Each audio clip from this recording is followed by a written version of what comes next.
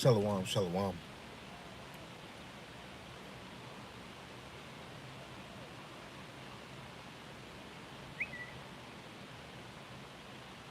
The Lord willing, this edifying to the sheep that's gonna get on, and those that's gonna be watching us later. Shalom to those that are watching us later. That's tapping in. Shalom.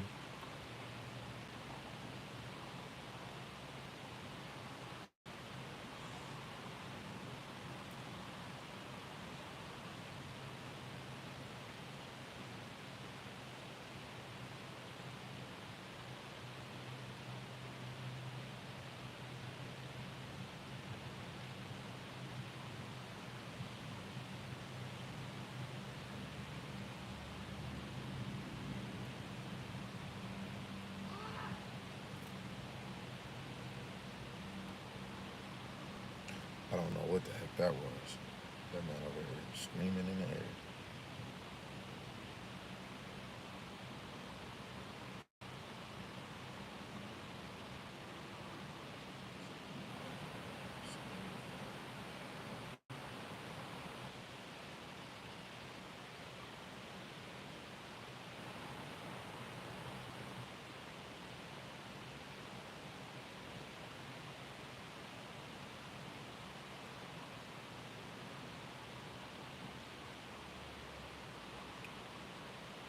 So y'all can hear me. Y'all can hear me. I believe so. Seeing my second wife, she said something, so I believe everything is good. Again, you see the title: Events Prior to Yahawashi's Second Coming. Events prior to Yahawashi's second coming. Um, First and foremost, I want to read this verse right here before we get into anything. This is Daniel the 12th chapter, verse 4. It says, "But thou, O Daniel, shut up the words and seal the book, even to the time of the end." So the scriptures, the book, the Bible, was sealed until the end. Now, after Rome fell, which we're going to get into Second Thessalonians, which we're always bringing out, but Lord willing, we're going to dissect it, even with AI, where after all the apostles was teaching the words of Yahawashi Yahawashi, teaching the gospel to the Gentiles, it was a falling away. Nobody was teaching anymore. The word of truth wasn't coming out anymore. Then the Esau, after he fell from Rome, he went in hiding for like to 800 to 1,000 years in the bottomless pit, which is Europe. Yahawashi through the Spirit put him in that condition. Then he rose from his womb. Revelations 13. Rome was wounded, and then it healed after the time when the Lord brought forth the Renaissance, starting with the Borgia family. Then the Europeans came over to America, inflicted the Northern Kingdom, starting with Gad to fulfill Genesis 49. Then the Europeans came back over to the African Western Mountains, the South Mountains, I believe the Western African Mountains, and got the Southern Kingdom and took them and brought them to the Western Hemisphere, but it was all to fulfill Yahweh Ba'ashem Yahushua. Right now, I'm gonna finish Daniel 12 and 4, but I want to read something because this shows that the Lord was ruling through the Spirit to make Esau go and grab us to fulfill Ezekiel 37, to fulfill Revelations 11, verse 7 to 11. Verse 11 really happened in the late 1969. So Daniel 4 and 17, it says, "This matter is by the decree of the watchers, and the demand by the word of the holy ones, to the intent that the living may know that the Most High ruleth in the kingdom of men, and giveth it to whomsoever he will, and set up over it the bases of men." So Rome was the base of men, the lowest people in the earth as a nation. Then they fell. Then when the Renaissance came into action, right? The Borgia, which are Edomites, the base men started to rule the earth again. So the Lord was ruling in their kingdom, in their establishment, and put that spirit on them to come and afflict the northern kingdom to fulfill prophecy. Then they had that left side spirit. Oh no, well, what you think? The Lord controls the good and the bad. 1 Kings 22, the Lord is having councils with the angels on the left hand side and angels on the right hand side. Who's gonna persuade Ahab or persuade the prophets of Ahab a lie? So the Lord is having the left hand side persuade Esau to fulfill his prophecy, right? That are written in the scriptures. So after he messed with the northern kingdom, he came and got the southern kingdom. Now the whole 12 tribes of Israel is fulfilling what is in Jeremiah 50, verse 33, right? We're going to get that one too. And we're going to go back to Daniel 12. Jeremiah 50,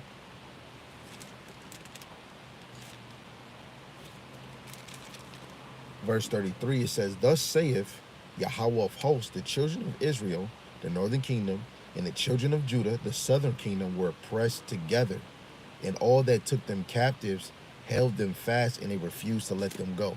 Now that's in America, right? Because the only other captivity the southern and northern kingdom was oppressed together was Egypt. You have to get into history, right? Even if you seeking it or you watching brothers teach it, have a desire for it, and then you go find the information that you can add on to it and be precise, right? So the Lord ruleth in the kingdom of men and put that spirit on Esau to bring us. How did the northern kingdom get here?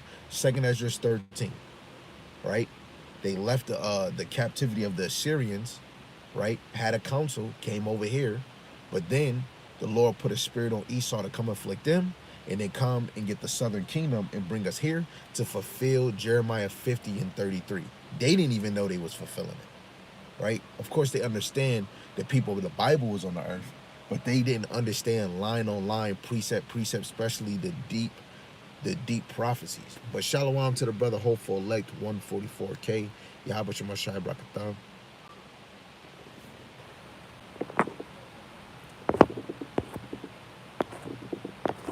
Yeah, it is other people watching it, but later on there's gonna be more people, so you ain't the only one. So, as long as people's getting edified through the spirit. So back to Daniel 12, because I believe whoever is truly watching this now and later heard everything I said from Daniel 12 and 4, that the books are gonna be closed until the end.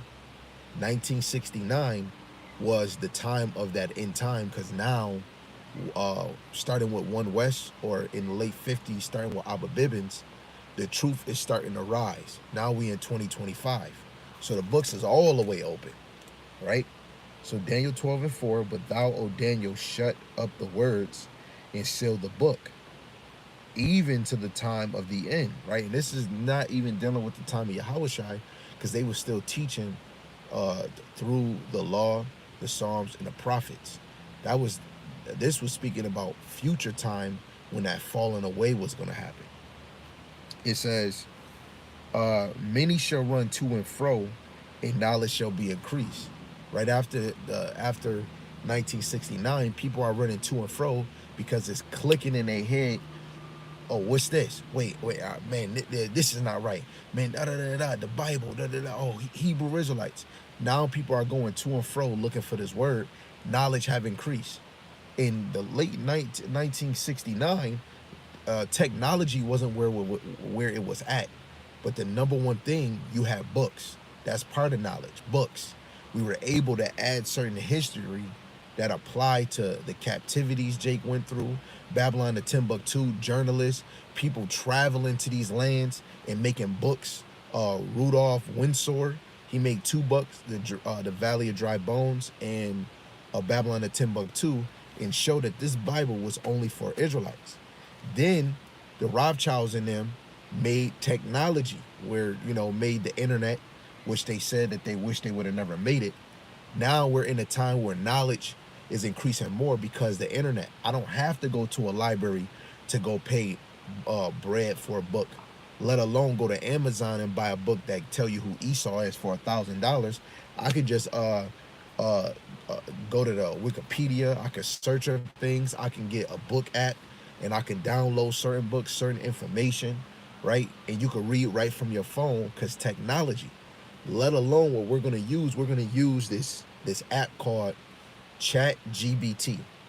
Now, you have to be circumspect and cautious what you asking, or even if you asking, you have to know what's going on in this Bible to know if they're going off saying something that's wrong or if they saying something right. You have to really be dabbling in this Bible, and you have to have a search engine to go look up certain things, especially when they're quoting names or speaking about certain things that might not be in the scriptures, because you do not want to teach a lie.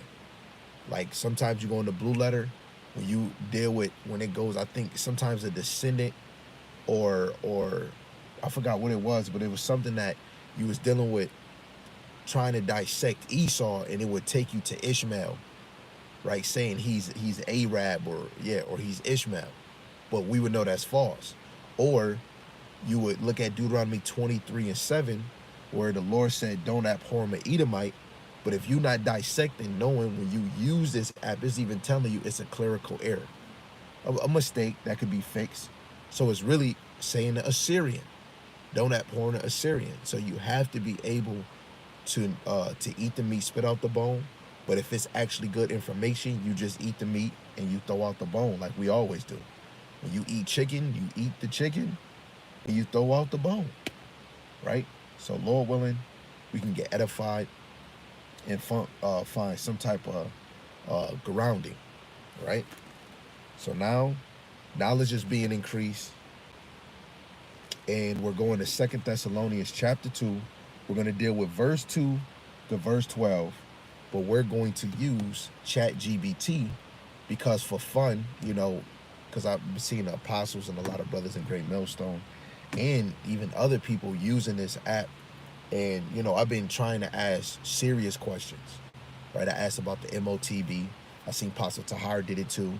But he's way above my league and my pay rate. So he been doing this research since I was in my father's McNugget. So, me just first getting this app now, I'm trying to ask certain questions, certain contradictions with the Christians, the Trinity, the name of Yahawashi, when deacon or somebody making a false doctrine that's not in the scriptures, and you go look it up, we can know what it's saying in the scriptures, but then we can even look at what AI is they backing up with the elder and apostles and the brothers are saying in sound doctrine, or is these brothers correct? And then most of the time these brothers be bringing a lot of shabba dabba ding dong and taking you elsewhere. Like a brother said, Esau is not going to go into slavery. He already did. I went into Chat GBT and it says otherwise. It gives you scriptures of future prophecies that haven't been fulfilled about Esau being a possession. You can go look it up for yourself. Don't take my word for it. So again, I asked this question on Chat GBT and I screenshot all the information so it wouldn't get lost. And the question was, who is Second Thessalonians chapter 2, verse 3 talking about as nation-wise, right? So I wanted to be direct. Nation-wise, who is Second Thessalonians 2 and 3? We always bring this out. I know it's dealing with Esau. I know. The brothers know, the elders, brothers, bringing this out fluently. So let's read it. We're going to start at verse 1. This is Second Thessalonians 2 and 1. Now we beseech you, brethren, by the coming of our Lord Yahawashi HaMashiach, and by our gathering together unto him, that ye be not soon shaken in mind, or be troubled, neither by spirit, nor by word, nor by letter, as from us, as that the day of Hamashiach is at hand.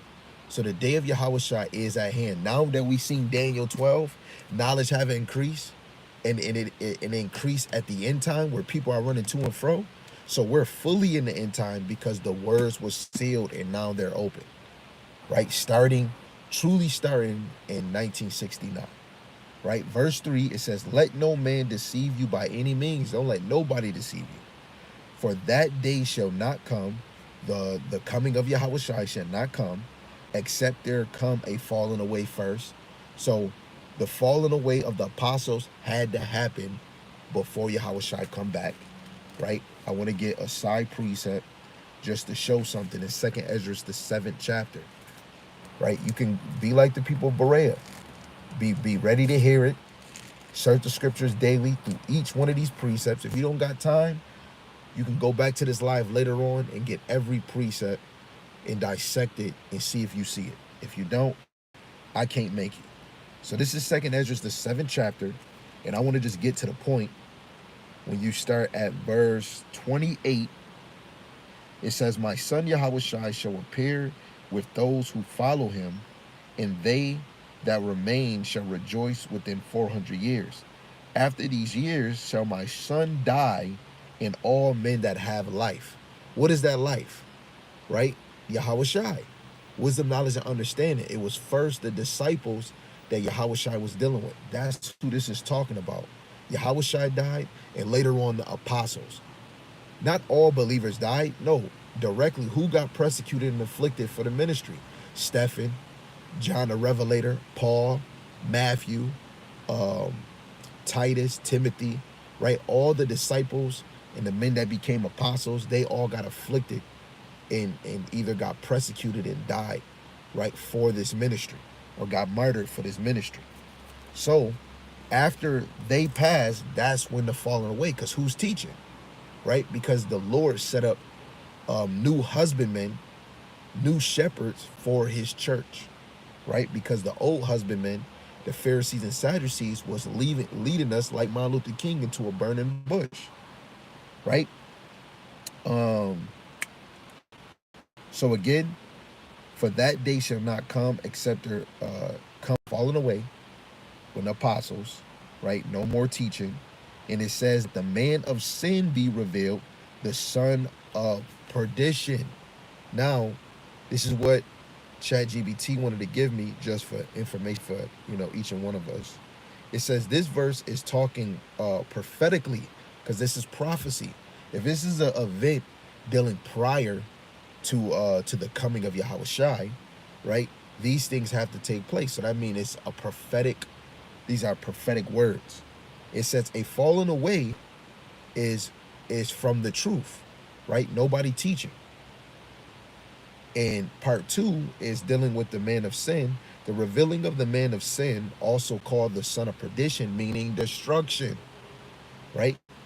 Condemnation. It says nation-wise, right? Because that's the whole point. Nation-wise, when you understand this, the man of sin or the son of perdition is often interpreted by Bible students or scholars, which I'm a student, right? And, of course, teaching this word, of course, we become scholars, but out of respect for the order, the elder apostles and the men on down who's my teachers that been in this thing longer, those are the scholars of this word, right? Scholars, especially from a prophetic or an Israelite perspective, as symbolic of a ruling nation or power that opposes God's laws and exalt himself above him. Wait, hold on. That's a hint. Exalt himself above the Heavenly Father. Let's go to verse 4. Who opposeth and exalteth himself above all that is called God, or that is worship, so that he, as God, sitteth in the temple of God, showing himself that he is God. Right? First, let's go to Isaiah, the 14th chapter, in verse 13. Right? Got a couple, right? The basic scriptures too. It's Isaiah 14 and 13. It says, "For thou hast said in thy heart, I will ascend unto heaven. I will exalt my throne above the stars of God," right? And truly his space station. And then you got another symbolic, because Israelites is considered stars too, right? But it says, "I will sit also upon the mount of the congregation." That is directly speaking about Israelites, right? He's sitting on the mount of the congregation. He's sitting over us. Revelation 17 and 1, right? It says, "In the sides of the north, I will sit above the heights of the cloud. I will be like the Most High," right? They got their space station, right? That's another sign of prophecy coming into pass, right? The space station, really having the power of flight, right? They have the notion of flight. You can't fly or go here and there without his say so, without his required documents, right? Um, do I want this one? I want to just get to the classic. I really want to get to the classics. Do I want this one?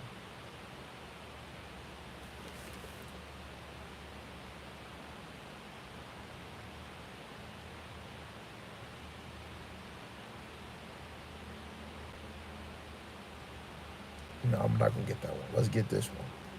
Job 9:24, a classic. This is the classic right here. Job 9:24.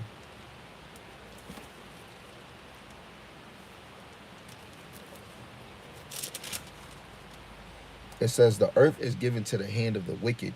He covereth the faces of the judges thereof. If not, where and who is he?" Now, if this is in Job, and this is prophetic, because you have to know in history. Now, when it says don't make a molten image or any image, when you go into the word image, it still goes back to molten. Molten is something that you craft with metal. You melt metal, silver or gold or wood, and you make an idol. Now, brothers might use that for an image that's depicting Yahawashi, but back then, how can they cover the faces of the judges if we would say the scrolls, we never had no pictures? Even if they knew the prophets, who the prophets were, like if these was prophets, they would have to believe that those was prophets. But still, if they're hiding our images, didn't burn them, a brother said, "Oh, that's the spirit of the Lord." If it was, of course, I would believe all things is moved by the power of the Lord. Why didn't the Lord have them destroy those pictures instead of hiding them as a trophy? But truly, pictures is just the same what you do in your house. Back in the day, they didn't have no camera, so people drew pictures of the priest in Yahawashi, right? Just drew a beautiful sketch, right? Of course, these pictures wasn't meant to to to worship and praise, because even if you believe in the Lord, you knew back then that the believers, especially with the disciples, they walked with Yahawashi. So it was no need to worship an image when the physical man came down and actually was walking amongst you, right? The heavenly Father, through the power using Moses and using those plagues, we were supposed to follow the Lord by what He has done, and no other fake God did those things that He did. But the Lord, on behalf of us, brought the physical man Yahawashi, which we wouldn't need to worship an image. So when you really look at in the time, because the brother said we started drawing pictures later on after Rome or after the Renaissance. Technically, when you find out when they was making the images of Moses and all of them, guess what? They was doing this even in the time of the Greeks when they made the Olympic and they put his statue, or Zeus, if we want to say, Jupiter in them in the temple. Ptolemy, he made himself an image of a god. They had Dagon making statues and images. That was what the heathens did, right? Jake, we wasn't making no statues. Brothers was making pictures, right? Portraits of somebody, right? Just like when you making a portrait of your family member, of your brothers and sisters. So it just said he covereth the faces of the judges, which goes into Job 13:4. But ye are forgers of lies, ye are all physicians of no value. Those pictures in this time will have Jake still say, "Oh man, they was right." But really, through the power of the Lord allowed those pictures to get removed, because even if we had the pictures now, Jake that's not in his truth still wouldn't accept his truth. Oh yeah, that is it. No, they wouldn't. They still wouldn't accept it. This is how slow our people is. That's why it's good the Lord removed those pictures, because now we get to see who really got faith. Because what if somebody start believing in Yahweh Shai just because of the picture? Do you really got faith? Because we live by faith, not by sight, right? So they made forgers a lie. So they had to see a picture that was There's no scripture where we were worshiping these images, but we were worshiping statues, false idols, false deities, right? Something maybe we Dagon, a half fish and half man, an animal, right? We were worshiping those things, right? But I don't know if it's I don't see the account of us making an image of Yahawashi and worshiping it. But I could see a Caesar Borgia image that we're worshiping, right? I'm only just backing up the point that for them to cover the faces of the judges, they had to see the judges, right? Let's go to this one in First Maccabees, the 3rd chapter. This one kind of say it plain too. First Maccabees, the 3rd chapter, verse 48. It says, with when you start at 44, it shows that the Israelites are those that were still in the faith. They were about to fast. So right when they was fasting, putting ashes on, they're going into the law, right? So you could read 44 to 48 just so you can uh, proof check what I just said, right? 48, it says, I'm gonna start at 47. I'll start at 46. It says, "Wherefore the Israelites assembled themselves together and came to Meshpha over against Jerusalem, for in Meshpha was the place where they prayed aforetime in Israel. Then they fast that day and put on sackcloth and cast ashes upon their heads and rent their clothes." So they were fasting and laid open the book of the law. So they opened up the Torah, wherein the heathen had sought to paint the likeness of their images. So if they went into the Torah and it just said where the heathen had sought means to seek to paint the likeness of their images. So they had to go into the law to understand what Moses and them was looking like, and then make the images of themselves and say, "Hey, I'm Moses." Guess what? That tradition didn't only just happen with in the Renaissance. They've been doing that for a long time, right? Starting first with Esau, because Esau is the main one that did it. Because when you go into the Greek captivity, they knew that we believe in the true power, right? But they started making new gods and then making rules and regulations that you can't worship your God. Everybody leave their laws and let's all serve one deity. So now this deity was looking like a whole Edomite. When you go watch Spartacus, when they did gladiators, they leave statues and they honor or exalt or praise the men before their time that ruled the gladiators or went through war, and they honor them like the Caesars. They was glorifying them like they were gods, right? But at the end, Jake did not have a statue in the temple, especially those that believe in the Lord, because they understood the law and they understood that the Heavenly Father is in the heaven. We don't need no idol. We don't need a statue because the Heavenly Father sees all things. Then later on, the Lord sent Yahawashi, a physical man. So those that truly believe that was in this thing, they didn't use no idol or worship a image. But those that were false, they needed an image. But who's to say Jake was worshiping a black image? But when we look at today, Jake would do that, especially a Yahawashi with dreadlocks. But guess what? That's not in the church, right? But this, I was just going into this, just showing, just to back up, 2 Thessalonians 2 and 4, that who opposeth and exalt himself above all that is called God, right? The Heavenly Father and the Son, they make themselves look like the Heavenly Father and the Son, let alone gods, as in, because the children of the Lord, the elect, the men are gods too. So they make themselves look like superheroes, such and such and such a thing, right? It says, or that is worship. Doesn't Esau want to be worshiped? Don't we see in Revelations 13 that anybody that don't worship the image or take the mark is going to be put to death? Revelations 13 and 15, right? Let's actually get that. This all lines up with Esau.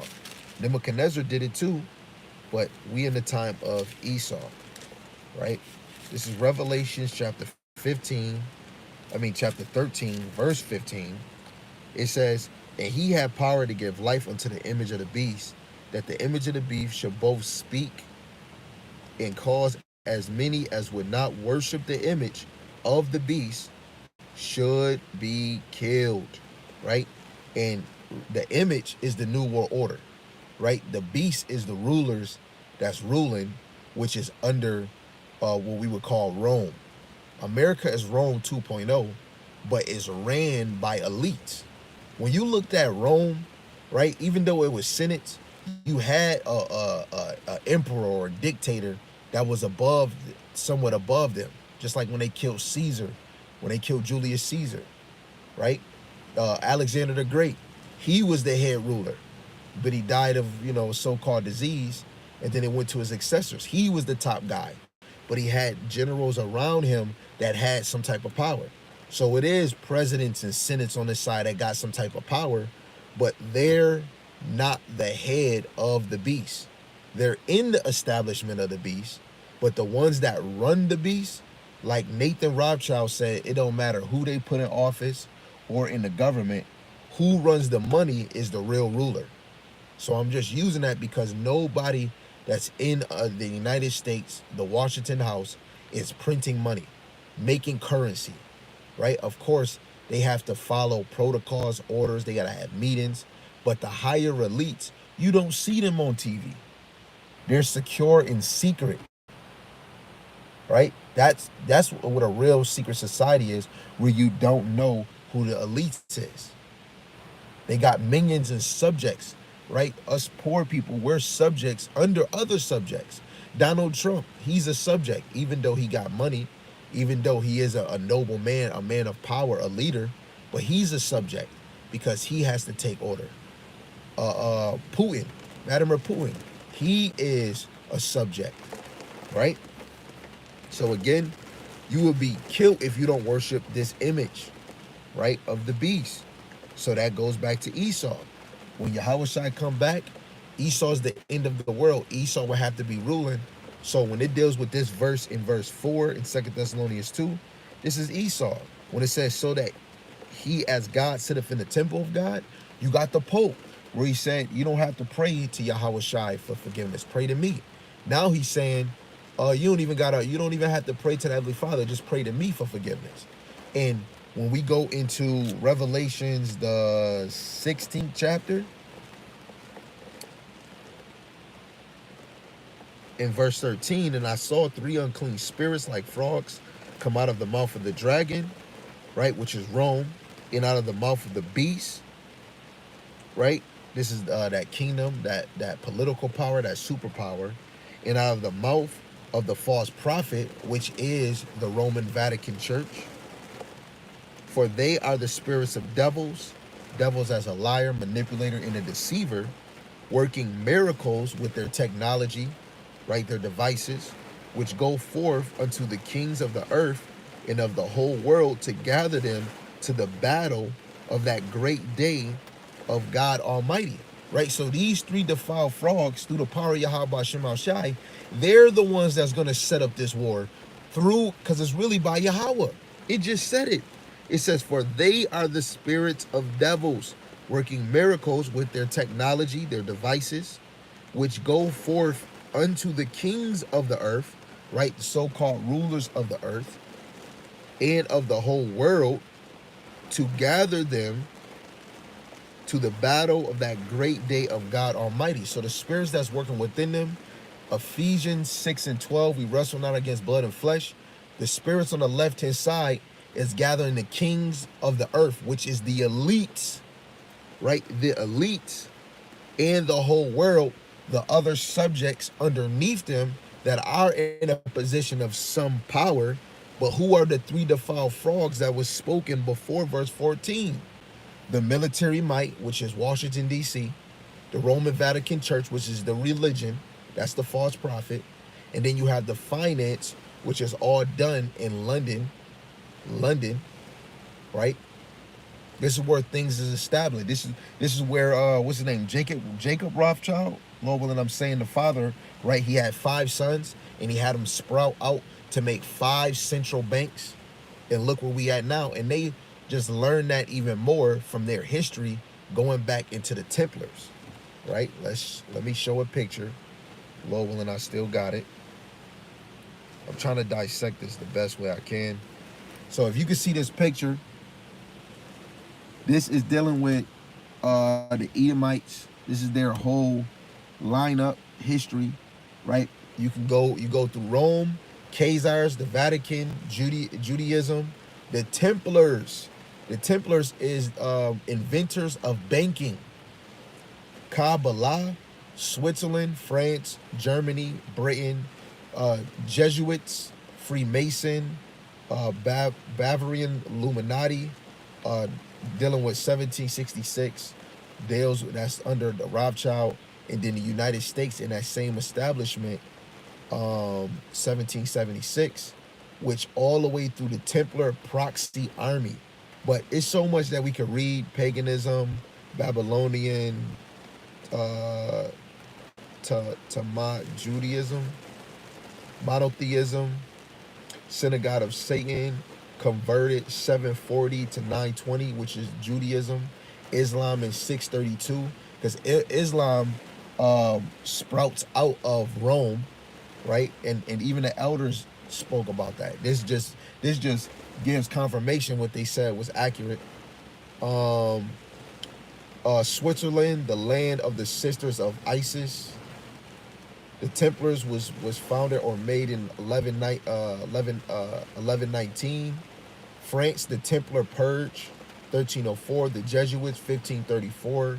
Suppression, 1773. Jesuits. The Glorious Revolution, 1688. Britain, the Bank of England, 1694. Freemason, 1717. What else we got? Protestant Reformation, 1517 to 1648, so on and so on. But again, going back to the Templars, between the time of the Crusades, 1096 to 1204, the Templars was established in between that time, and they are the inventor of banking, or the banking system, right? If anybody in here is educated in the banking system, it all goes back to the Templars, right? So again, the three defiled frogs is the false prophet, the Vatican, the military might, Washington, D.C., the finance, London, because that's where the central bank started, or where the Rothschild pushed that little movement, right? And this is where Esau left to come over here and establish their little Basra or Uz, right? Their capital estate. So now we're gonna go back to chat EBT. When you go to Nationwise, many connect this figure to Esau Edom, particularly Rome.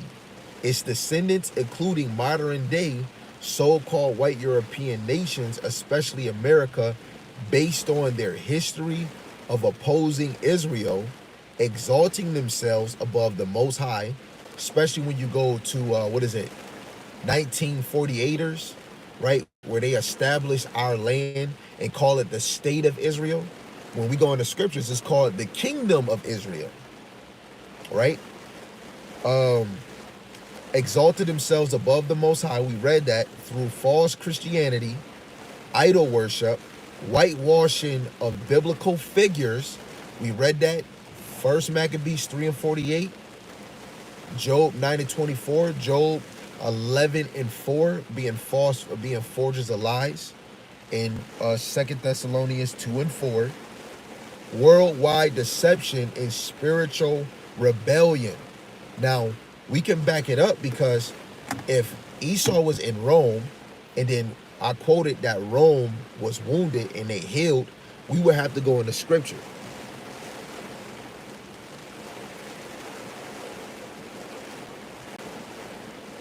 Oh, okay. Samson was one of your favorite. Hey, at least somebody in the scripture that's an Israelite was your favorite. So let's show that America is an establishment of Rome, and Rome was ran by Edomites. So let's go back to Daniel, the 7th chapter. Let's go to Daniel, the 7th chapter. We're going back to the book of Daniel, but in the 7th chapter, Daniel 7 and 7. After this I saw in the night visions, and behold, a fourth beast, dreadful and terrible, and strong exceedingly, and it had great iron teeth, and it devoured and brake in pieces and stamped the residue with the feet of it, and it was diverse from all the beasts that were before it, and had 10 horns. This is speaking of ancient Rome, and the 10 horns is synonymous with NATO and the EU. Now you can go to 2nd Esdras, the 11th and 12th chapter, where it speaks about the 12 feathers. Those are speaking about 12 Caesars and those that ruled in that foundation, right? And when you go to 2nd Esdras, I believe we're going to go to chapter 12 real quick, then we're going to go back to Daniel 7. I want to just get something, just to back up something. This is 2nd Esdras chapter 12, starting at verse 10. And he said unto me, this is an interpretation of a vision. The eagle whom thou sawest come up from the sea is the kingdom which was seen in vision by thy brother Daniel, but it was not expounded unto him as I now declare it unto thee. Right? So, hold on, let's keep going. Behold, the time is coming that there shall rise a kingdom on the earth, and the same shall be more terrible than all the kingdoms that were before it. In the same shall 12 kings reign, one after the other. So I just quote that the 12 feathers is the 12 Caesars. But you can go even deeper because it was other men, even in between the 12, that ruled. So this is speaking about Rome, Babylon, Persia, Medes, the Greeks, and then the Romans. So Daniel 7 and 7 is speaking about Rome. They were more terrible, more vast in army. Like they were equipped with army, and they studied other kingdoms, right? But Rome really was in the beginning, way back, was ran by Japhet, because Rome is in the Japhet area. But Esau going to and fro in the earth, the Lord moved him in those directions, right? To fulfill later on prophecy of ruling Rome, right? Now, verse 8 in Daniel 7, it says, I considered the horns, and behold. Now this verse, it said in verse 7 that it was a fourth beast. Let's see if verse 8 is speaking of a fourth beast, right? This little horn is synonymous with a fourth beast, because later on is going to become a beast, but it is connected to the fourth beast. Because if it's Rome, it's not a new beast, right? So it says, I considered the horns, and behold, there came up among them another little horn, before whom there were 3 of the first horns plucked up by the root. This is how we know it's America, because 3 horns got plucked up by the root. What is the 3 wars America went through? The British, the Spanish, and the French war to make its independence. Daniel, the Lord has given him to prophesy this of the end time. It says, and behold, in this horn were eyes like the eyes of men, and a mouth speaking great things. Don't they speak great things, Democrat and Republic, with their laws and legislation? Didn't Rome have church and state? America is the only other kingdom that is church and state that ever been in the earth. Only Rome and America, church and state. Now I want to show what does horn mean, right? So we can establish something before we go somewhere else. Horn is a king, a kingdom, or power, right? So when we look at who's ruling the whole earth, prophecy-wise, when we go to Jacob and Esau, in the Greek captivity and Rome captivity, the Greeks and the Romans never ruled the whole earth. But when we go and look at America, America is ruling the whole earth. When you go to Revelations, the 17th chapter, in verse 1, and there came one of the 7 angels, which had the 7 veils, and talked with me, saying unto me, come hither, I will show unto thee the judgment of the great whore that sitteth upon many waters. What is many waters? You can read the verse. I'm going to just quote what the waters is. Verse 15. The many waters is our people, multitudes, nations, and tongues. So America is this whore, is the head out of all nations, tongues, and languages in the earth. But who established this place? Not the president, those that's running it through those three defiled frogs: the false prophet, the Roman Vatican Church, the military might, America, and the finance that's in London. These three have a unity, because when we go to Psalms 83, Esau is the head of the table, starting with the elites that's running both sides. Go watch the movie Trading Places. They were betting on both sides, this side and that side. That's what the elites do. George Soros, go look him up. What he said about Black Lives Matter, he said he makes money off of chaos, right? So when chaos, he's betting on chaos. Then when you look at war, you have billionaires betting on war. Rothschilds, they were known for betting on war, right? When, what's his name? Damn, it started with an N. Napoleon. When Napoleon or British was going to war, they took money off of the stock, and everybody, I forgot, everybody lost money, and then they started to sell. I forgot, I don't want to quote it wrong, but they knew what the market was because of the war, right? So when you look at currency, who's establishing that? London. Who has the greatest military might on the earth? Just because Russia has the more firepower, which is totally true, and their allies is definitely with them, America has more foot allies or more military footprints than all nations, because America is in all countries, being in everybody's business. Russia's not doing that. America is, because it's fulfilling its military might as one of those defiled frogs. All religions stem under the Vatican Church, except for the Hebrew Israelites. But they still try to stem it under, because they got all your precious Jews, all your pictures. But the Pope don't do nothing for me. He does everything that he has to do for it, their establishment, right? So we just read that, we dissect that. Some things I'm not going to go too long on.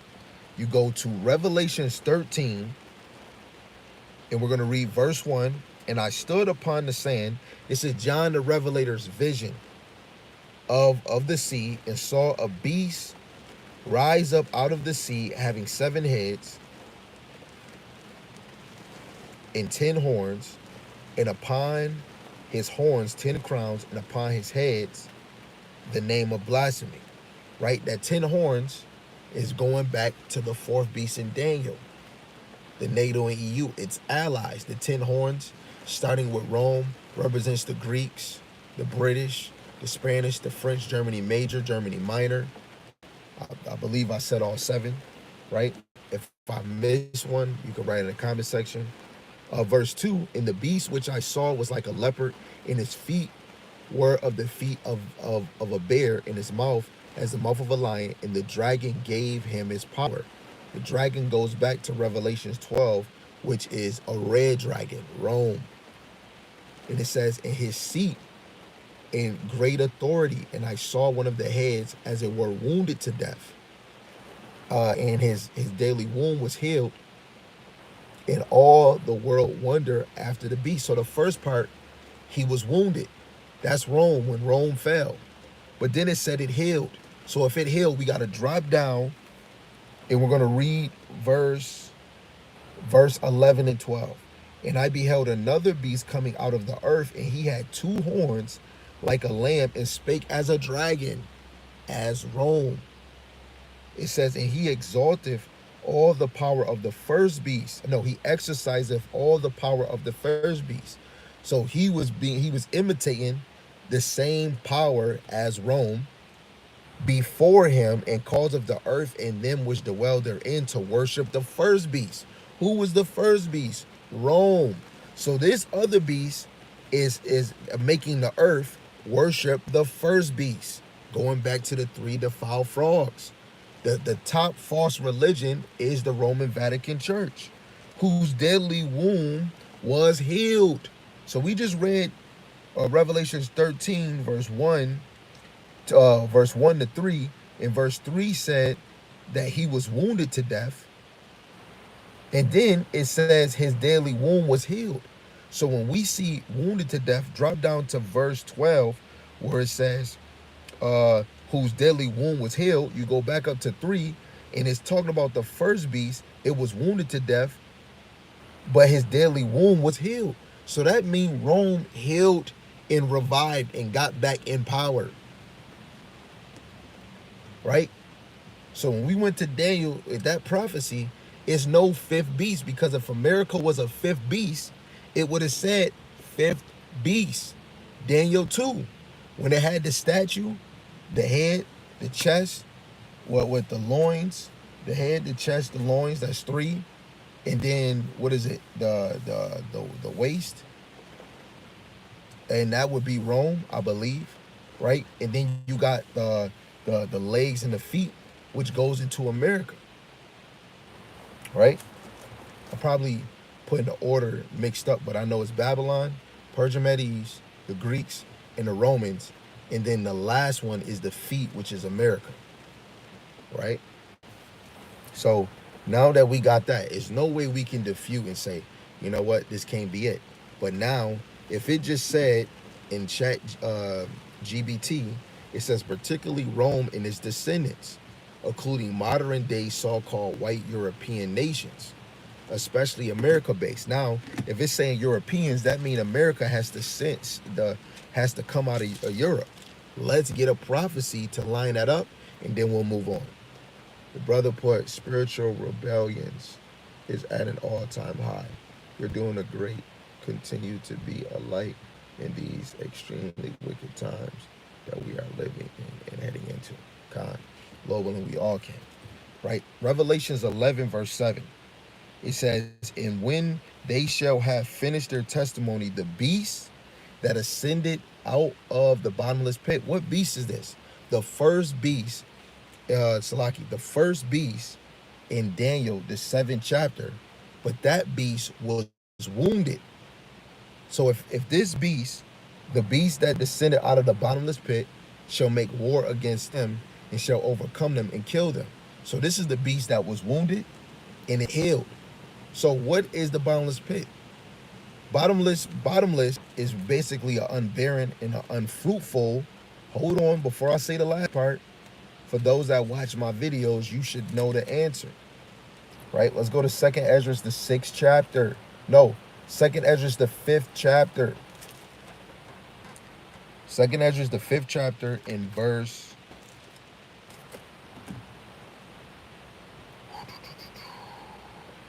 24, I believe. 2nd Ezra chapter 5, verse 24. And of all the lands of the whole world, thou hast chosen thee one pit, and of all the flowers thereof one lily. So when it says that ascended out of the bottomless pit, an unbearing or an unfruitful land, pit, bottomless pit, unfruitful land, right, shall make war against them. So Esau, right, Rome came out of Europe. Go look up the word Caucasus Mountain. That's where Edom, or the so-called white man and woman, got the name Caucasian. They took that from the mountain where a lot of them were hiding, in the Caucasus Mountain. And that's in Europe, right? And they shall make war against them and shall overcome them and kill them. Now, I can go to something real quick in history. Let's actually go to something real quick in history. So he said he's going to make war and destroy them, right? Let's see that one more time. Revelations 11 and 11, it says, shall make war against them and shall overcome them and kill them. The first ones to get overcame was the northern kingdom, right? And this one is just going to be direct towards the natives. This is Genesis 49, verse 19. Gad, a troop shall overcome him, but he shall overcome in the last. So the last part, that haven't got fulfilled, but the first part, a troop shall overcome him. Revelations 11:11, it says, shall make war against them and shall overcome them and kill them. So the same that they did to the northern kingdom, they did to the southern kingdom. But first, Let's speak about the Northern Kingdom, right? We want to get another window. How many wars did George Washington go through against the native Indians?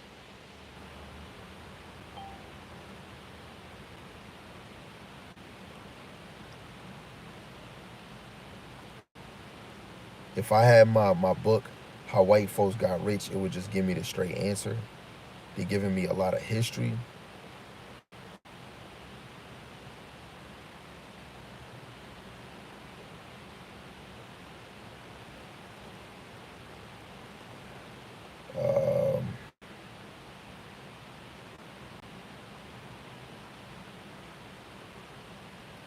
Um, I'm gonna just quote it. George Washington went through 20 battles against the natives and won each one of them. You can go look up that information, but we got some information right here. George Washington engaged in one major conflict against the Native American tribes, the French and Indian War from 1754 to 1763. He also led campaigns against Native Americans during the early years of the American Revolution, notably against the Haudenosaunee, basically the Iroquois, right? Because I don't want to make this too long, but if you get in there, you got I see 17 right here. In the American Revolution, Washington commanded the army and was present for 17 battles in skirmishes, according to the digital um, encyclopedia of the Fred W. Smith Library of the Study of George Washington at Mount Vernon, right? But if you was to keep going in detail, we can find that information. I got the book at home that he went through 20 battles against the natives and won each one. When if I go into how white folks got so rich, is another quote in there about Thanksgiving, where uh, Thanksgiving is a celebration of a successful massacre of indigenous Indians, Native Americans. And they did this one late at night where they killed 700 men, women, and children while they were asleep.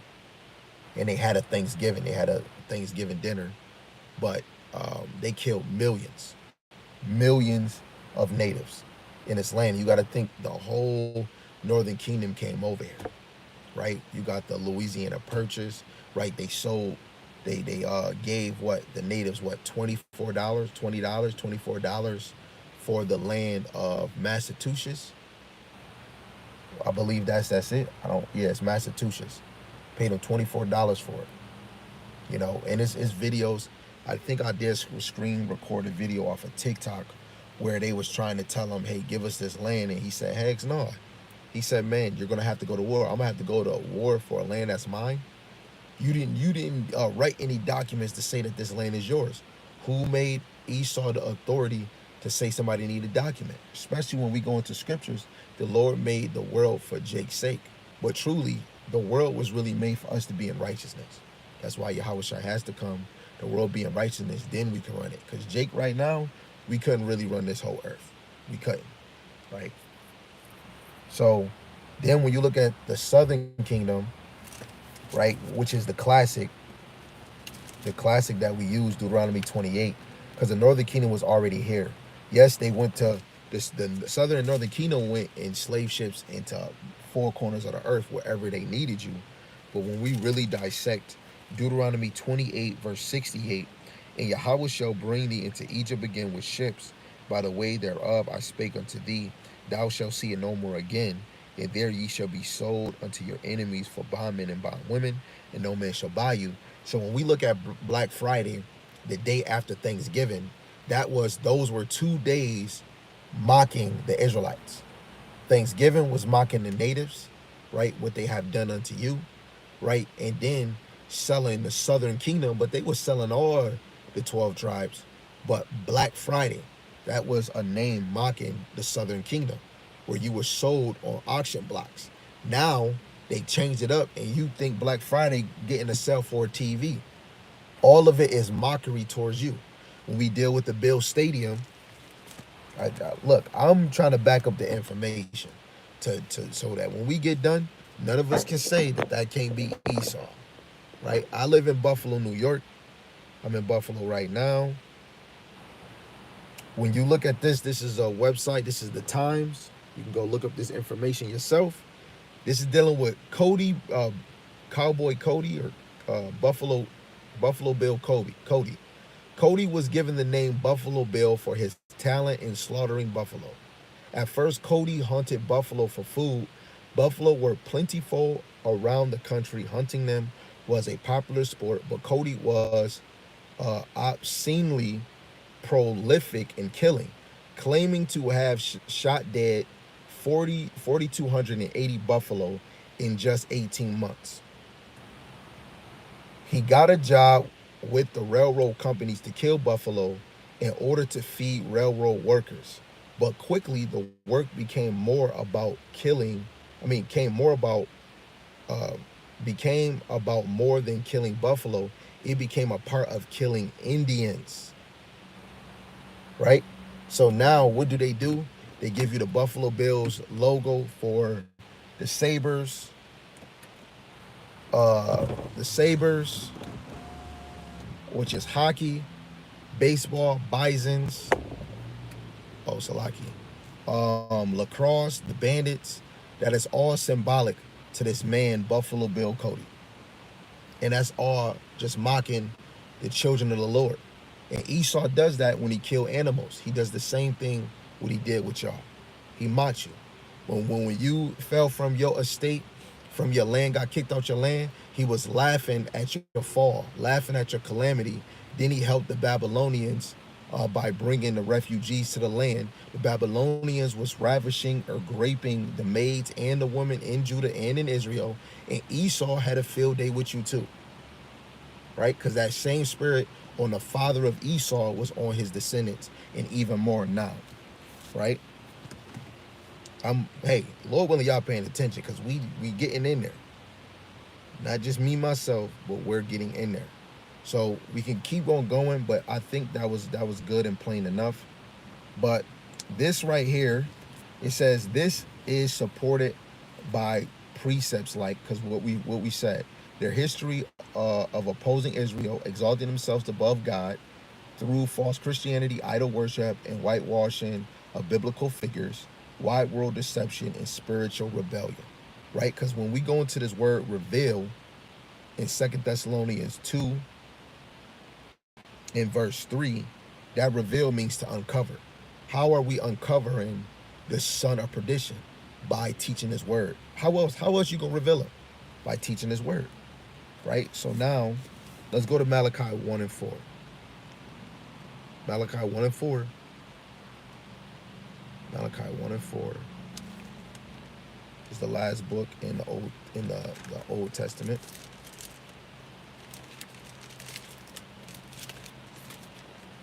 Malachi 1 and 4.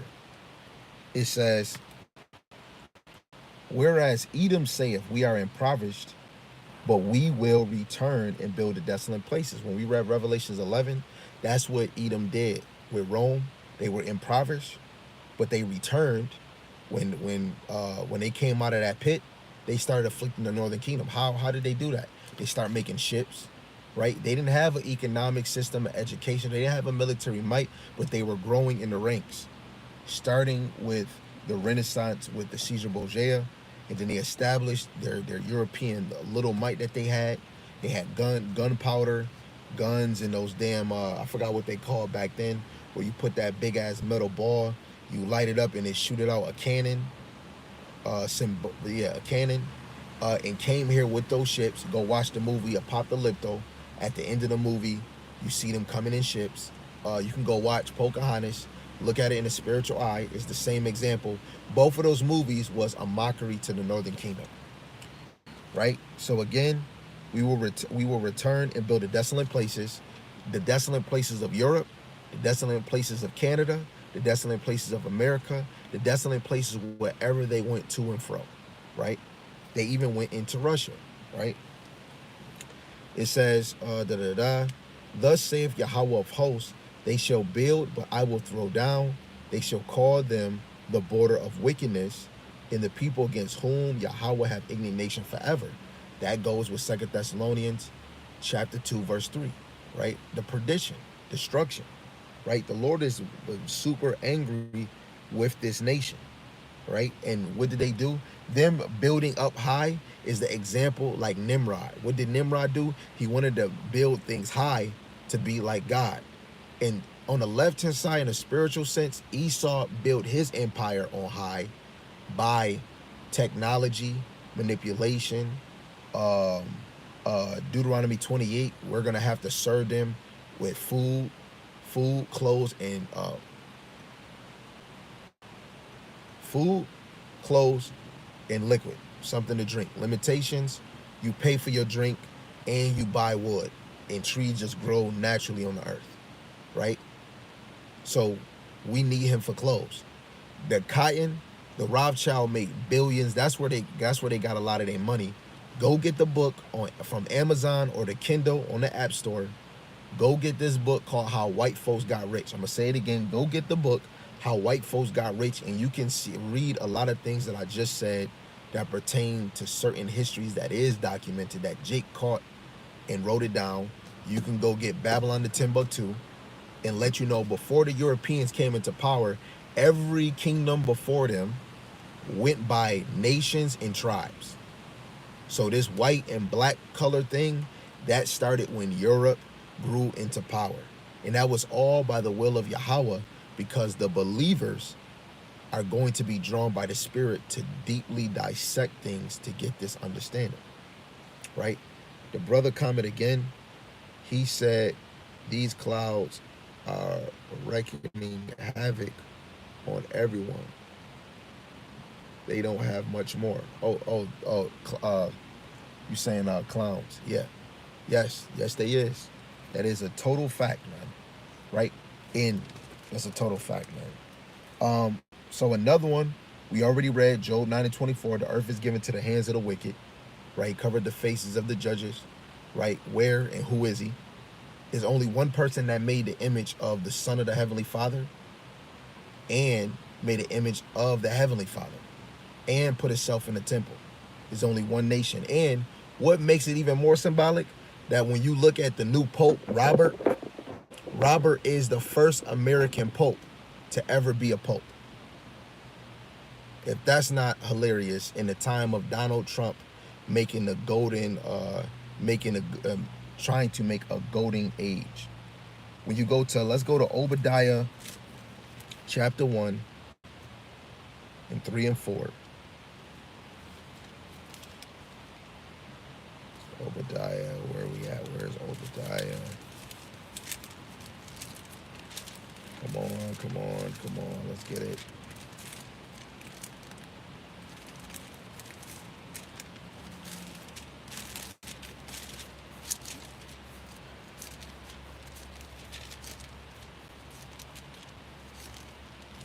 This is Obadiah. There's only one chapter, verse 3 and 4. The pride of thy heart have deceived thee. Thou that dwellest in the clefts of the rocks. That goes back into Europe. That goes back to the Caucasus Mountain, right?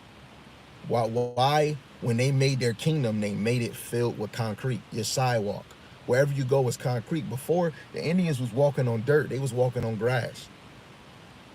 Even when they was doing the cowboys, when they first came, we was walking on dirt, riding horses on dirt. They created this concrete, yes, to drive cars for another way of money, but really this is synonymous to the Caucasus Mountain. They love rocks, right? You just laugh at that. Oh, you saying the clouds in the sky are spiritual being running loose. Again, in the clefts of the rock, whose habitation is high, that saith in his heart, who shall bring me down to the ground? That goes with Isaiah, the 14th chapter, I believe, 47, right? Oh, a virgin, I believe. Is it Isaiah 47? Let's see if I'm wrong. Yes, it's Isaiah 47. In 1, it says, "Come down and sit in the dust, O virgin daughter of Babylon. Sit on the ground, there is no throne, O daughter of the Chaldeans, for thou shalt no more be called tender and delicate." And we got other verses that go with it, but the throne of Esau is to be on high, rulership, starting with the elite. These lower Edomites, they're subjects too, right? When the 12 Caesars was ruling, they were high up, right? But yes, their people is still over you, the lower Edomites. But if they're not getting this kingdom while they can, while it's in motion, they are the lower subjects of their own nation, man. You are low, you know. Every Edomite should not be working a 9 to 5 or a 5 to 9. They should just be owning something, right? But they're working, managers, employees, supervisors. They are low level. They're low level. Verse 4, it says, "Though thou exalt thyself as the eagle," right? Symbolic to that space station, because what do eagles do? They go very high and they stay in the air to look for their prey, right? And what do they do with the satellites? What do they do with of course we said space station. What else? The radar, right? They got with the satellites, they got the cameras, right? It says, "Though thou set thy nest among the stars." That's a continuation of the space station, right? It says, "Thence will I bring thee down, saith Yahweh." Right? They're on high on a physical level, like actually being having a space station, something floating, or observing the things that's in the sky. Then they're on high by just being on ground, telling people what they can and what they can't do. Especially when we talk about the elites. The elites is running shit and you can't even see them. Everybody else is just a subject in your imagination, man. Guess what? When you look at Herod, when he was ruling in Judea, he was a subject under Rome. He got that position under Rome, and Herod was an Edomite, man. But he was a subject under the true power. Rome was ruling in the time of Yahawashi. It's just Herod was ruling Judea. He was just like a Donald Duck, you know, a subject. It's a subject. But of course, Donald Duck, a president, is an example of a king, just like a Caesar, right? That's Nero all over again. But Nero is still under those that are the elite, those that are in the knowing, those that are illuminated on the left-hand side, those that create the Jesuits, those that push secret society, Illuminati, that create media, right? That created calling Israel a state, 1948ers. He don't got that power. Come on, man. Right? It starts with the top of the tree and then it goes down. Or we could say it goes from the root because a tree grows from the root. So the root is the elites, and everything else that's established for their government and pushing their legislation and their laws and their politics, that becomes the branches. Just like Yahawashi is divine, and those believers, starting with the 144,000, are the branches. All you other believers, men, women, and children, you are branches connected to the other branches, but even more synonymous. If the men of the Lord are planting seeds and you become fruit, you are the leaves. You are part of the bearing fruit of the tree. So that's the same with the left-hand side with Esau and the other nations, right? Lord willing, y'all got that. But Obadiah 1 and 3 from what AI in the chat GBT speaks of Edom exalting themselves as the eagle and dwelling in high places, symbolic of pride and power. Who created Pride Month? Right? This has to be the top LGB 2 biggest festival is ran in the state of Israel. I'm about to start calling that place the state of Israel because that's what it's called. Right? In the state of Israel, they got the biggest LGB 123 Sesame parade. But if they're the people, they supposed to be rebuking that. And if they saying that they're in the kingdom or whatever the heck it is, it should not be that shit over there. That's how we know that they're not the people, because of pride, deception, and power. So Let's go to the next slide. So the conclusion. So nation-wise, Second Thessalonians 2 and 3 is seen by many Israelites and prophetic teachers as referring to Esau Edom, represented today by America, Babylon the Great, or daughter of Babylon, in the border western power structure. This power exalts itself over all that is called God and has led the world into sin and rebellion. Right? They were having talks a month ago that that they were going to make a new belief, and they were letting the LGBT community say that they got to take certain things out the Bible. The Bible is too judgmental. Then they even said that AI was going to create a new Bible, a better Bible. Hey, let's keep on going. So now, when we read Job 9 and 24, when we deal with the identity of the man of sin, the wicked nation, Job 9 and 24, the earth is given to the hand of the wicked. He covers the faces of the judges thereof. If not, where and who is he? And I went through these verses multiple times. We just got to keep bringing this out. Esau rules the earth through deception, iconoclasm, like false images, false religion, colonialism, Salaki with my speech, covering the faces equals whitewashing biblical figures, replacing truth with lies. Right? When you're scared of the truth, you hide it with a lie. And those that is teaching a lie, they know the truth. Right? And when I'm really talking about the elites, right? So we went even into Malachi 1 and 4, the main point, the border of wickedness, the people against whom the Lord have indignation forever. Esau Edom is the border of wickedness, a perpetual enemy of God. Right?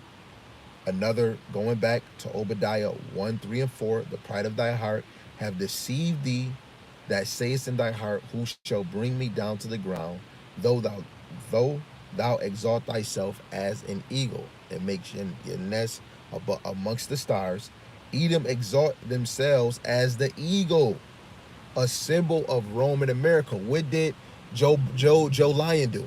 He said the symbol of America, I think the last big thing he did, he said the symbol of America is an eagle. When you look at a dollar bill, let me see if I got one of these crushed up dollars in my handy dandy wallet. Right?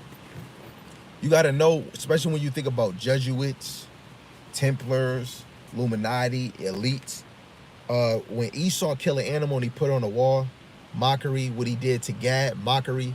You have to know, when you look at these images, it's not just something you just let it go. This is all mockery. Now, I'm not good with the Latin, like Paso Gabar and them. This right here, I knew, so Cordos. Like, they really good at pronouncing it and bringing it out. But this is symbolic, synonymous with the Greek captivity. And then they give you the eagle. 13 arrows, 13 stripes. What was 13 feathers, 13 stars. I forgot it's something else. But this is symbolic with Rome. And when you look at Rome, even in Greek, they use the eagle. There's other nations that use the eagle, but that just amplified Esau and rulership even more. Right? So let's get back to this. Another part, they dwell in high places, military bases. That lines up with the defiled frog, with the 3 defiled frogs. One of them is having a military might. And then the other Egyptians, the other Edomites, like Russia, military might, satellites, and power. Right? That goes into their miracles. Right? And that goes into them trying to be like God, because God see everything with their satellites. They got eyes everywhere. Go watch the movie The Matrix. What the dude said he see all things. I gotta charge this soon. You know what? Let me put it on the charger now, right? Because that phone died quick. 13 royal families that worship the dragon. Right? Right? If we speaking spiritually, they worship Rome. Right? Rome is the head of the earth, because that fourth beast is still on the earth. Now, let's slide ourselves to Daniel, the 7th chapter.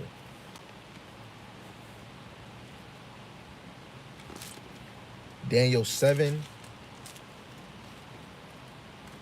in verse 25. It says, "And he shall speak great words against the Most High, and shall wear out the saints of the Most High." The saints is those that made a sacrifice with the Lord. Psalms 50 and 5, right? So that's really the 12 tribes of Israel, right? And really that even goes with reincarnation, because I know I didn't make a physical sacrifice. We made spiritual sacrifice to the Lord. But all Israel as a whole, as a nation, we're being worn out by Esau, especially the elect, right? Working these 9 to 5s, working these jobs, and everything else. It says, "And think to change times and laws," which they did. It's not really 356 days in a year, right? They said it's 24 hours in a day. No, it's not. It's 12 hours in a day and it's 12 hours at night. So when it's 12 a.m., it's really 12 at night, right? They changed laws. In America, it's 44,000 laws. But of course, they try to say whatever's bad is good and whatever good is bad. Still changing laws. It says, "And they shall be given into his hands," the saints shall be given into his hand until a time, and times in dividing a time. So this is dealing with the beginning and the end of time, which Daniel, the 12th chapter, verse 4, that end time started in 1969, or the late 50s, when Abba Bibbins, when the Lord woke him up, then later on the establishment of One West. Regardless if you believe it or not, 1969 is where this book was truly open and the words was falling out the book. So as soon as the truth came out, this was the end of Esau, because after the falling away, what was next? The man of sin, the son of perdition, has to be revealed, uncovered. How? By the wisdom, knowledge, and understanding. So in 1969 is the start of the end time, right? We always been in the end time ever since this word came out, right? So now, when we deal with the beast system, Rome revived in America. This is the ChatGPT saying this, and we already went in scriptures to show you, right? And that's dealing with prophecy. This is not, let's go into the law, let's go. No, we went into prophecy to line it up. It says the beast system, Rome, revived in America. What did it say in Revelation 13? The first beast was wounded, but it healed. So that means America has to be the fourth beast, a continuation. It says, and NATO, because what was NATO? The 10 horns. Speak against the truth and persecute Israel, so-called blacks, Hispanics, and Native Americans. Right? I didn't ask this thing, what is the Hebrew Israelites breakdown? I just asked this app, who is the nation for 2 Thessalonians, the 2nd chapter, in verse 3. Come on, man. Let's go to Isaiah 14 again. And let's read 12 to 14. It says, "How art thou fallen from heaven, O Lucifer, son of the morning?" Right? This is synonymous with Esau. Truly America, right? It says, "How art thou cut down to the ground, which did weaken the nations?" Revelation 17, what did it say the whore was? The whore was above the multitude of waters, right? Many waters. And that was nations, tongues, and languages, right? This is a future prophecy, because America / Esau is still in rulership. Verse 13, "For thou hast said in thy heart, I will ascend into heaven," which is rulership, right? Or even more, what is they trying to do in another way? Trying to get above the firmament, right? "I will exalt thy throne above the stars of God. I will sit also upon the mount of the congregation." They made their little space station, right? They didn't do this in the time of Rome. They didn't have the technology that they got now. They didn't have planes in Rome, right? "In the sides of the north, I will ascend above the heights of the clouds. I will be like the Most High." Yes, they is. Flying, right? They got certain planes that, even though that plane could go fast, they even got that government plane where you could be in the air for a minute. I think they got few stops in the air. I never been in it. Because I always been on a plane to fly from one destination to the next. They getting on a plane for a minute. That you got money to do that.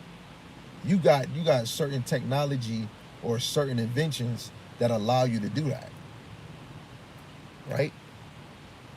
So when we deal with Lucifer, shining one, right? Just another symbolic for like morning star, but shining one, light bearer. It says a title used for a proud, godless ruler nation. Wait, godless? Hold on, wait 1 second. Let me tell my mom something. A godless ruler. Let's go to the prayer of Azariah.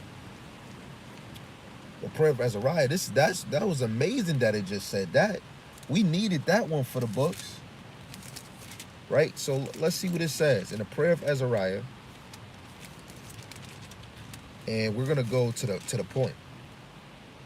In verse 9, it says, "Thou didst deliver us into the hands of lawless enemies, most hateful forsakers of God, into an unjust king, and the most wicked in all the world."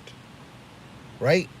So this is a godless ruler, a lawless enemy, a hateful forsaker of God, an unjust king, and the most wicked in all the world. Wait, Malachi 1 and 4, the border of wickedness. You can never get past that. Shalom to the brother Mashak, man. Yahawashi Shai Brakatham. Again, subscribe to the brother page. Brother, Lord willing, continue in the sound doctrine. We singing the same song. You might hear it. You might hear the whistling over there, right? Yes, that explains. Okay, I see you. I see you in the same mind, right? So again, it says tries to be like the Most High. NASA will do NASA. Oh, we're going to space. False religion, global dominance, right? The Lord is manipulating all of this, and he's allowing the words to fall off the pages, man. I know some women and some men don't got a long attention span, right? Said we've been in this thing for 87 minutes, but who cares? Those that's really hungry for this, they gonna either, if they can't watch the whole thing, they gonna stop it, then get and watch it later on. But these is things you want to know, because right now we're in the time of revealing. Since 1969, the time of revealing. One by the Yahawashi and other camps, man, we always getting on Esau. What? Ezekiel 34. We supposed to prophesy against Mount Seir, not the place, the people. Right? And lately this been on me, but not even only me. Elder Apostle Gabar, Apostle Tahar, the brother GMS Vegas, Amawan Gabar, the brother Matazabeth, right? Elder Yashawamba, Sam Yala, Yaramayan, Asher, Bashar. Yo, I could keep on going with Great Millstone. Brothers is speaking about Esau. What is that?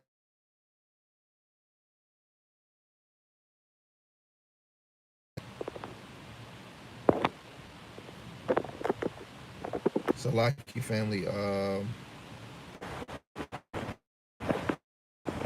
Shalom family. I don't know if y'all can hear me, man. I don't know if you can hear me. Oh man. Oh man. Oh man.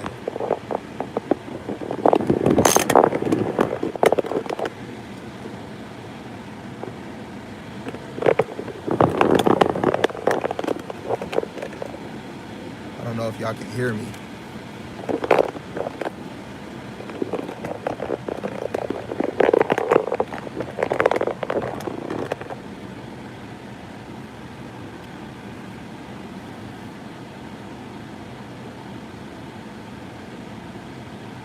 I don't know if y'all can hear me. I don't know if y'all can hear me.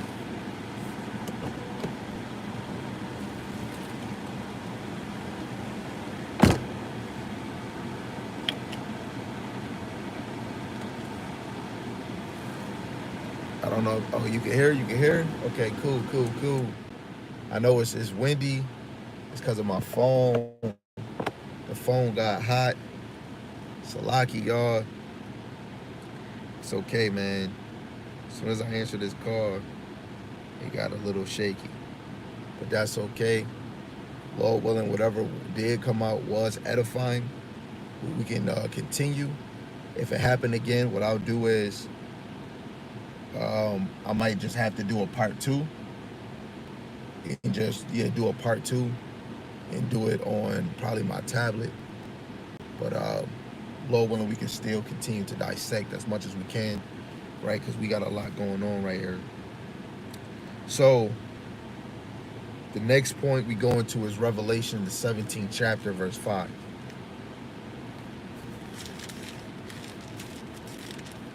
This is Revelation chapter 17, verse 5.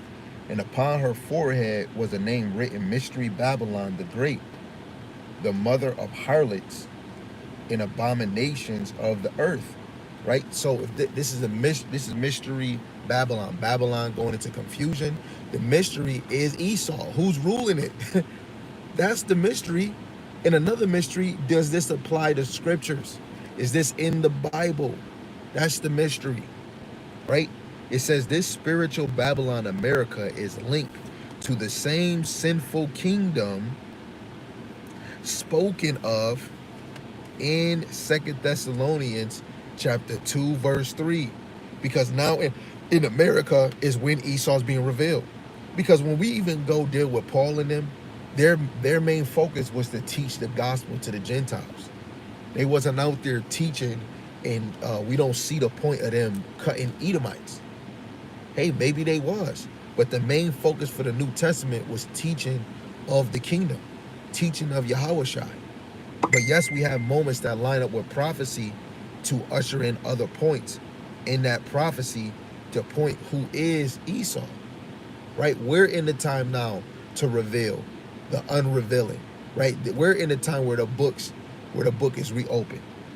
Right? It says Babylon is a prophetic code for the most wicked and deceptive empire in the last days. This is the worst. This is a continuation of Rome, and it said Rome was even worse than all the other kingdoms before. Look at America, and it is Rome. America is worse than all other kingdoms. It's Rome. How? Ancient Rome didn't have technology. It didn't have missiles and nukes. They can sit right on their butt and destroy a city, destroy a whole city.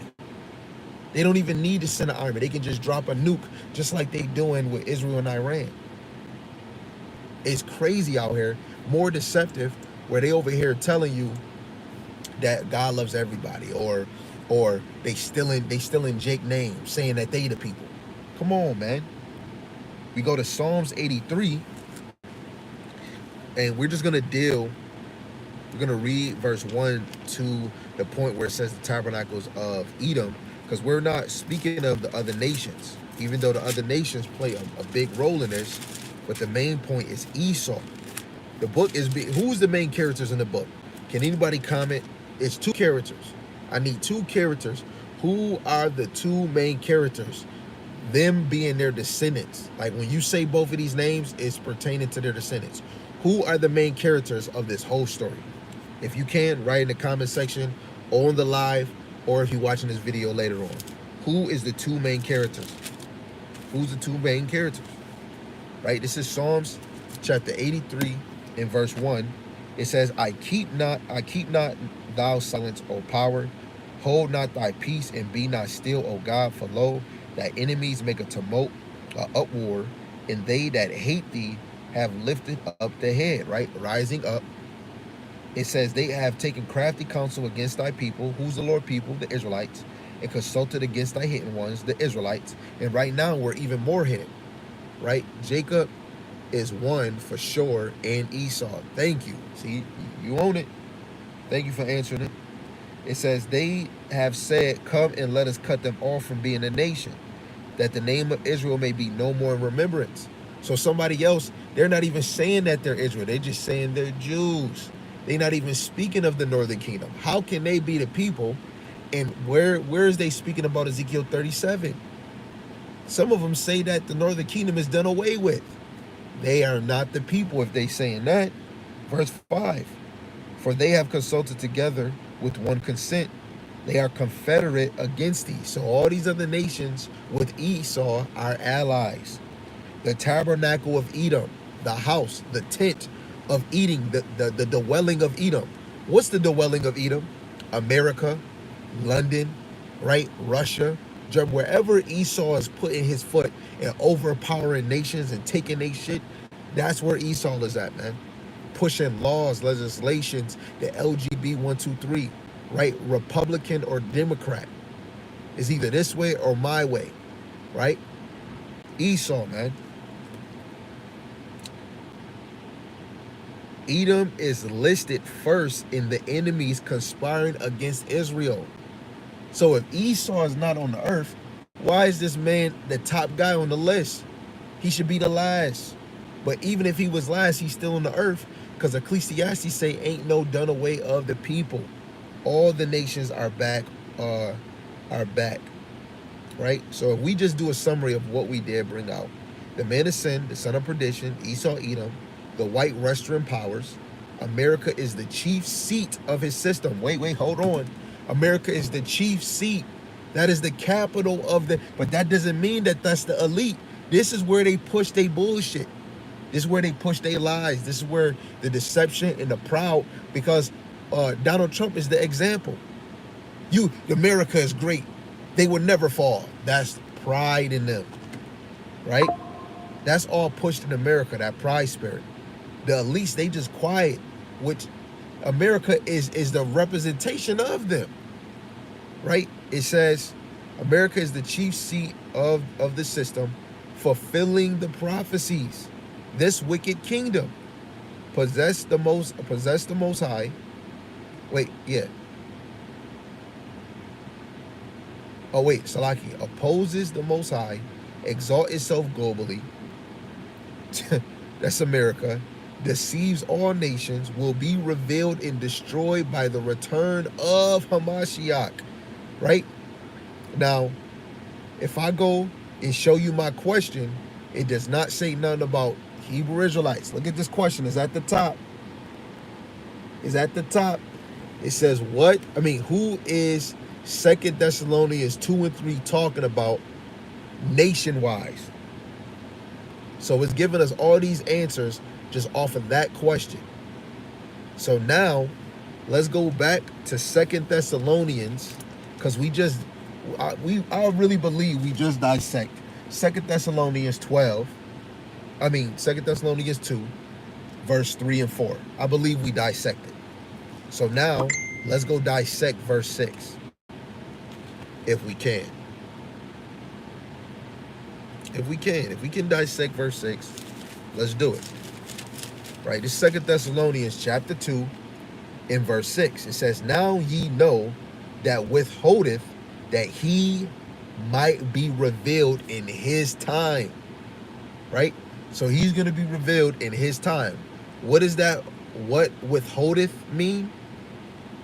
The Most High has been holding back this full revelation. Because when we talk about reveal in 2 Thessalonians 2 and 3, the man of sin be revealed, that is a revelation. We're bringing forth the revelation, the revealing, right? The Most High has been holding back his full revelation until the appointed time. What was the appointed time?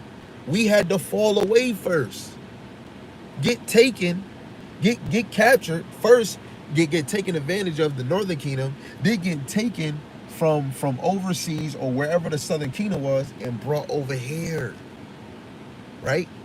This is that appointed time where Ezekiel 37 is being fulfilled. This wicked was working in secret. Come on. When Rome fell, the Renaissance came, all of this was secret. When you was in school, you wasn't being taught the truth, but you was told about the Renaissance. Now we being taught it in a biblical sense. Oh man, this is amazing, bro. The Lord set the world up with the okie doke, right? This wicked was working in secret behind religion, behind politics, behind white supremacy, but will be revealed in the last days. Daniel 12 and 4. Knowledge have increased, right? What's his name? The elder apostles, a billionaire came up to their camp out of a limousine. I've been hearing this story multiple times. Lord willing, I'm saying it right. A brother can correct me from the sound of the same sound doctrine. One of those billionaires got out that limousine and said, "How do you know this truth? We spent millions of dollars to hide this truth, right? They tried to cover it up.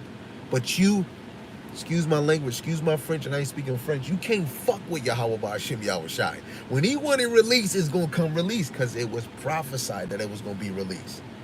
Come on, man. Yo, stop playing with your Yahawashi Yahawashi, man. Right? Let's go to Ecclesiastes chapter 3, verse 1. Yo, they really about to get this work, man. Yahawashi about to come angry. Ecclesiastes 3 and 1, it says, to everything there is a season and a time to every purpose under the heaven. It wasn't time to reveal the test to monkey Edomite. It wasn't time. But now the time has happened, man. Starting in 1969, man. Starting with Abba Bibbers in the late 50s to grow. Started One West, 1969. Now he's being revealed in the highways and byways because they didn't have these cell phones. We wasn't doing let's do a YouTube video. He was making that cassette tape, that DVD. If DVDs was out later on, they was out bootlegs. Right now, after the apostles and all those elders and then the apostles, everything got established. Now we got YouTube, man. It's up from here. Esau done. He's in a checkmate stance. You know, like when it's you got like mad different pieces on this side, and it's just the king, and he just flipping here. Yo, through the spirit, the Lord playing around with him, man. We can't even checkmate him yet until the Lord get his say so. Right? Hold on. Wait a second. Now, when we go to 2 Thessalonians, back to 2 Thessalonians, the 2nd chapter, we're going to read verse 7. Come on, man. Yo, you got to get happy, man. The Lord really blessed us. Even if you, look, you sisters, you got the easy job. All you got to do is just listen. Right? The 7th verse, it says, for the mystery of iniquity, wickedness, doeth already work. Only he who now letteth will let until he be taken out of the way. When we go into this verse, even during Paul's time, the spirit of Esau, Rome, because then he go bring out that word unto Rome, was already at work.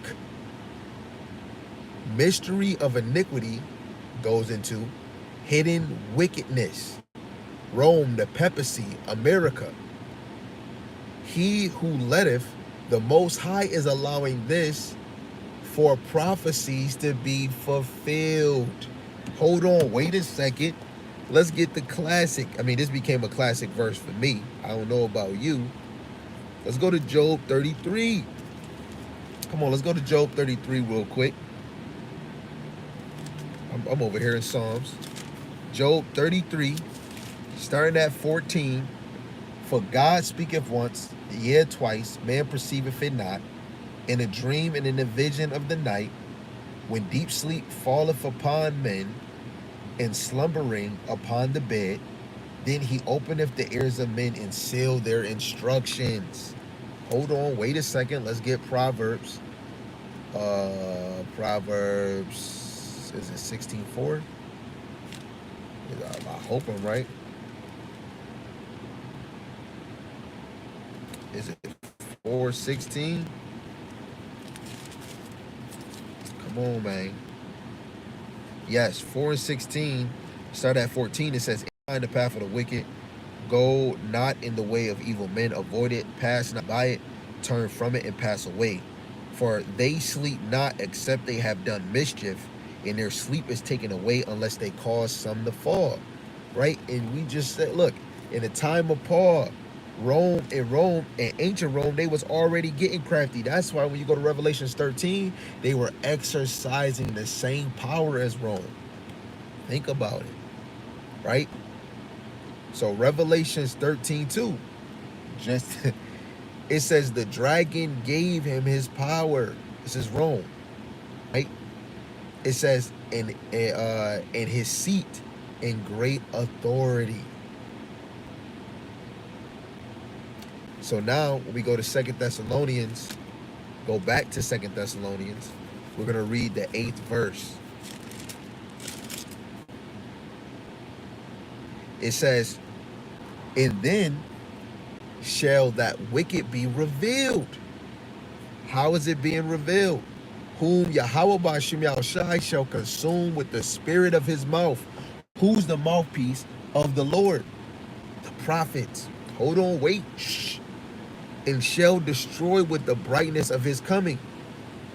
That wicked, who's that wicked?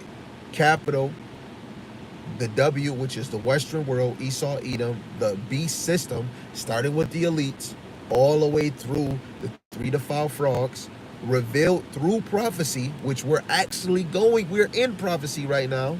Truth cometh out in the last days. Spirit of his mouth is the prophets, the word, Hebrew Israelites waking up. AI just said Hebrew Israelites waking up. Why they say to other nations? I did not ask this damn app to say this, man. I asked a question about 2 Thessalonians 2 and 3. The spirit of his mouth is the prophets, the word, the Hebrew light, the Hebrew lights, the Hebrew Israelites waking up. The brightness of his coming is Yahawashi return with fire and judgment. I showed you the question I asked. This dang thing just said the name of Yahawashi. Where is it at? Where is it at? If you can see it. If thou can tell. Let me turn this brightness up. It says the name right here, man. You know what? Let me zoom it up for you, man.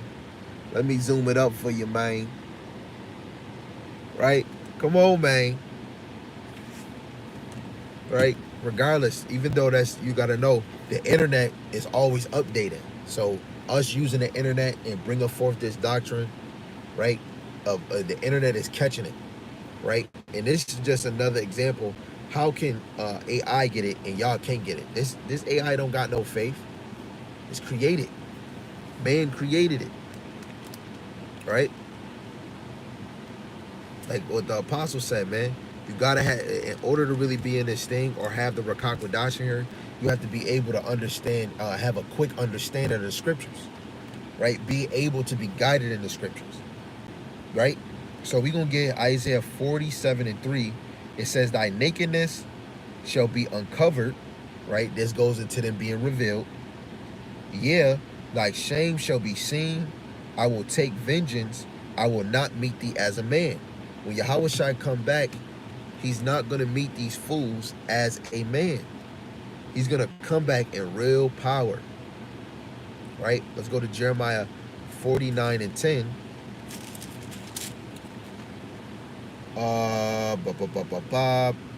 It says, I'll start at 9. It says, if grape gatherers come to thee, or would they not leave some gleaning grapes? If these by night they will destroy till they have enough. But I have made Esau bare. I have uncovered his secret place. Right? What is the secret place? Him being revealed. The veil has came off. Right? And his secret place is ruling on high. We have other examples. It says, he shall not be able to hide himself. His seed is spoiled, and his brethren, and his neighbor, and he is not. Right? Well, Yahawashi come, he will be. Right? Right? He's going to be like the rich man in Luke, the 9th chapter. I mean, the 16th chapter. Right? You go back to 2 Thessalonians, the 2nd chapter, verse 9. Even him whose coming is after the working of Satan with all power and signs and lying wonders. Esau's kingdom is built on Satan's power, deception. Ephesians chapter 6, verse 12. You wrestle not against flesh and blood, but against principalities in high places. Right? We're really battling against the left-hand side. And those spirits is intertwined with Esau. Esau's kingdom is built on Satan's power. So when he made these nukes, it was made by the Heavenly Father. Isaiah 50:54, verse 16. I make the smith, I make the waster. But it's made by the left-hand side. It says deception, false miracles, right? Technology. Oh, let me put this chip in your head, right? All the things that false technology, the sea biscuit, the flu biscuit that they make your kids take, technology, false religion. Yo, AI is saying technology, and AI is up. Lying wonders, fake Christianity, white Jesus, democracy, science falsely so called. Hold on. Let's get into Revelations 13. Revelations 13, verse 13 and 14. It says, and he doeth great wonders, so that he maketh fire come down from heaven on earth in the sight of men. What did we? It just said technology, science, right? They did science and technology because you got to use science in order to make a bomb that can bring forth brimstone, right? So what's the fire that they make that's coming out of heaven? These nukes, these ICBM missiles that can go from continent to continent, right? When you go to verse 14, it deceiveth them that dwell on the earth by the means of those miracles. I just got to say something. And this is more direct, right? The man Chief Ephraim said, if everybody don't like America, who the heck is going to take the MOTB? He's not in the spirit of prophecy because the elite is the one that rules the earth. And it's Yahweh that rules everybody. So Yahweh by Yahawashi is going to put it on them to do that. Just like with this Iran thing, Iran and Israel can't do nothing unless it was given ordained in the heavens. Right? Just know Yahweh by Yahawashi is going to make it happen.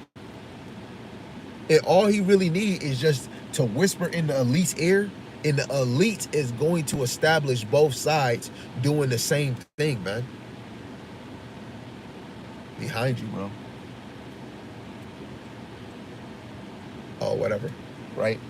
So again, verse 14, and deceiveth them that dwell on the earth by the means of those miracles which he had power to do in the sight of the beast, saying to them that dwell on the earth that they should make an image to the beast which had the womb by the sword and did live. Right? So what's the image?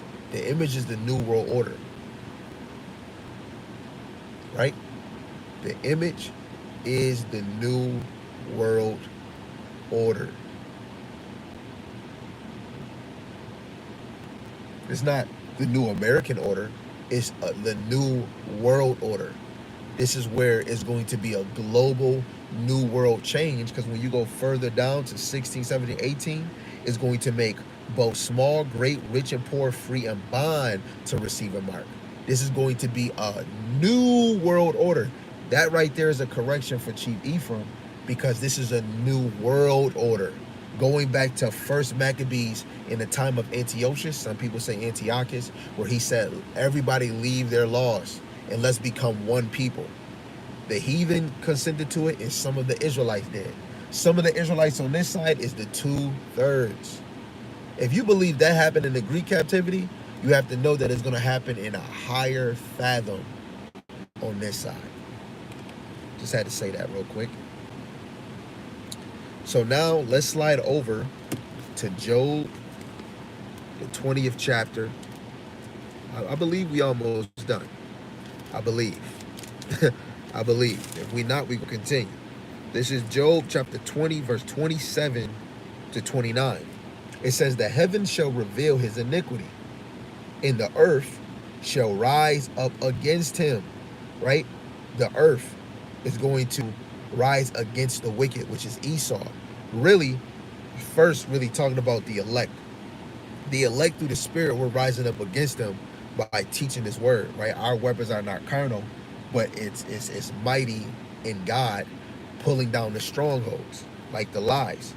The increase of his house shall depart, and his goods shall flow away in the day of his wrath.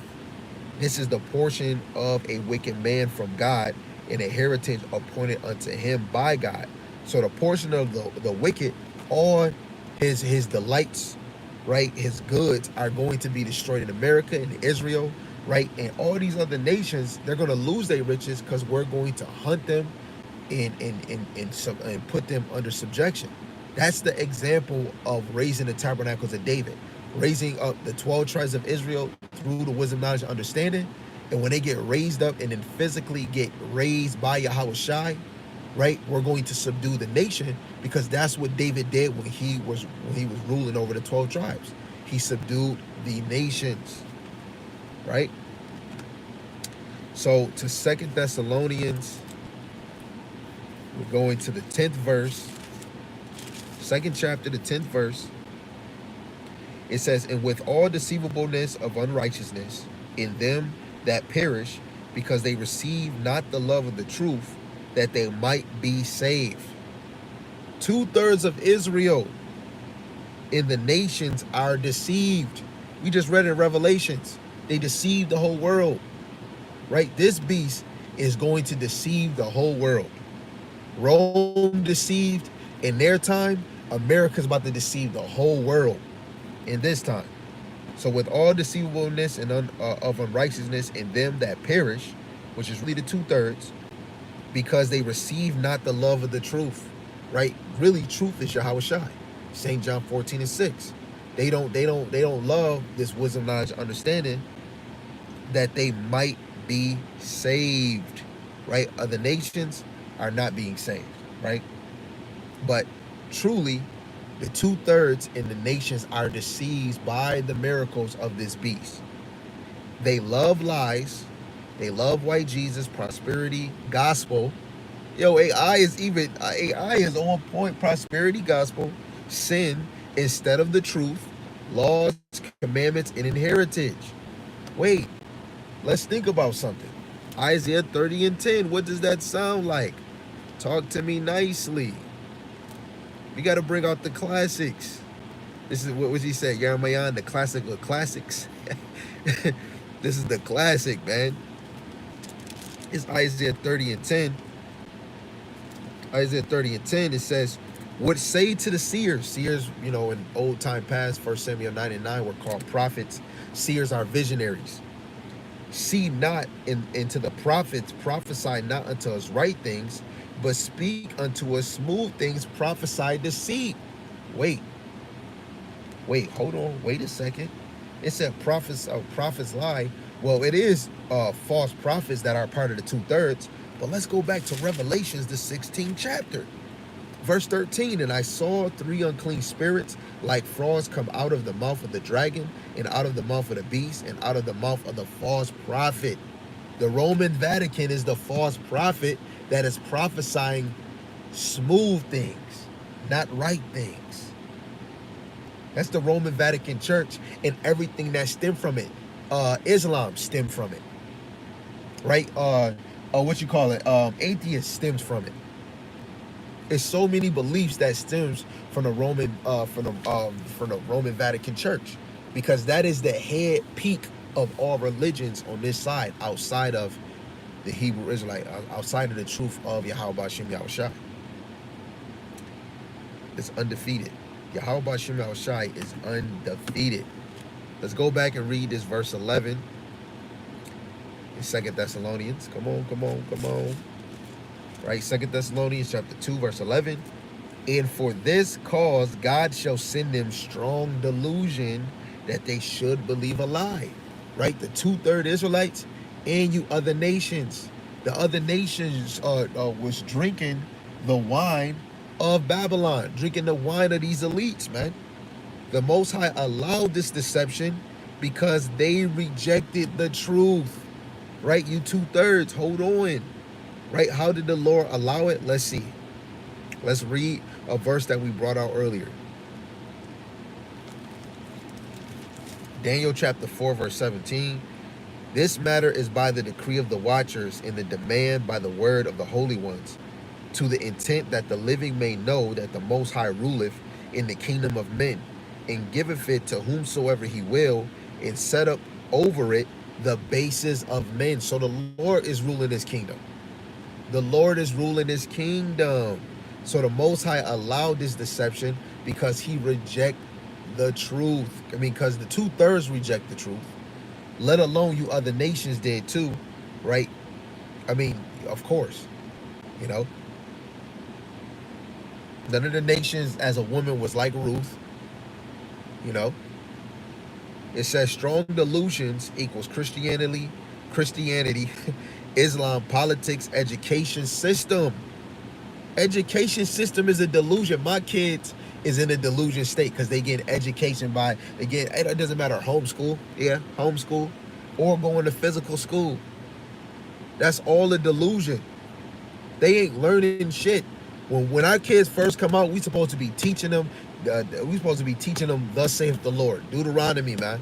Teaching them the law, teaching them about Yahawashi.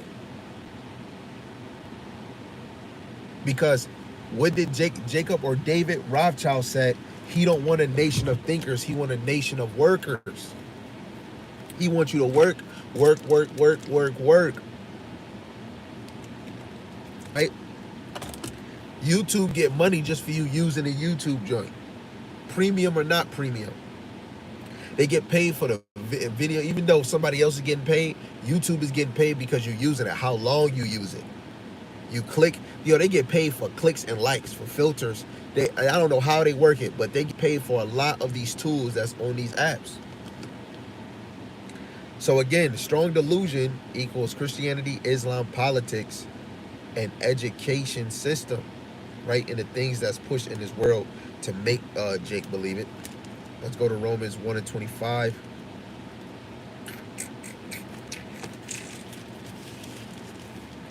This is Romans 1 and 25. Who changed the truth of God into a lie? Right? Who changed the truth of God into a lie and worship and serve the creature more than the creator, who is blessed forever. Amen. Right? And that creature now that we're serving and putting over the Lord is Esau. And another example to know that we put him over, we were following, a lot of us is following his laws better than we doing Yahawashi. When you look in the industry, a lot of them ain't even, a lot of them stop saying so-called Jesus. They saying just God or Most High, right? They even tell some of them artists not to bring up, truth.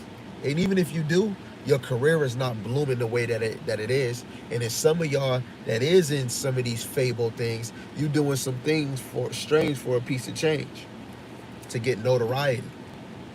That's another form of deception, right? Let's go back to 2 Thessalonians. Let's read that last verse, verse 12. It says, "In that they all might be damned who believe not the truth, but had pleasure in unrighteousness." Right? So you 2/3 that didn't believe in the truth, technically, symbolically, you don't believe in Yahawashi. When brother's telling you, hey, the name is not Jesus, man. His name is Yahawashi. Guess what? I knew the name of Yahawashi. I wasn't really good at saying the name until I practiced it, but I kept saying Jesus. Brothers was getting on me. The head of my camp, Yahawashi, used to say, man, bro, you should say Yahawashi. Stop saying that. We know the name now. The brother from Great Millstone, Bashar, he said, man, yo, you got the name. You should start saying Yahawashi. And I was saying, man, but everybody don't know the name. You can't be a respected person. That was love right there, right? And that's getting into the understanding when you know that that was a lie. That's easy. His name not Jesus. What's his name? Yahawashi. Okay, how can you translate that? How do you get that? Da-da-da-da, boom, boom, boom, boom. Really? Dang, but how people using this one? Because that's modern Hebrew. This ancient Hebrew. Dang, that's ancient. Ancient is better than my, okay. Dang. Because it just becomes common sense to the true believers. It comes common sense to the elect. If the Spirit of the Lord dealing with you, you get a quick understanding. Yo, a lot of us slip and fall. Peter slip and fall. Paul, what he was doing, guess what? You'll still get a quick understanding, because a lot of us do ignorant things because of unbelief, or we do ignorant things because we in this flesh. But it's all Yahweh Ba'Shem Yahawashi. The Lord know your heart, right? Judgment is coming for those who willingly rebel. Hold on, wait a second. Let me start with the 12 tribes of Israel, because this is who this is all about.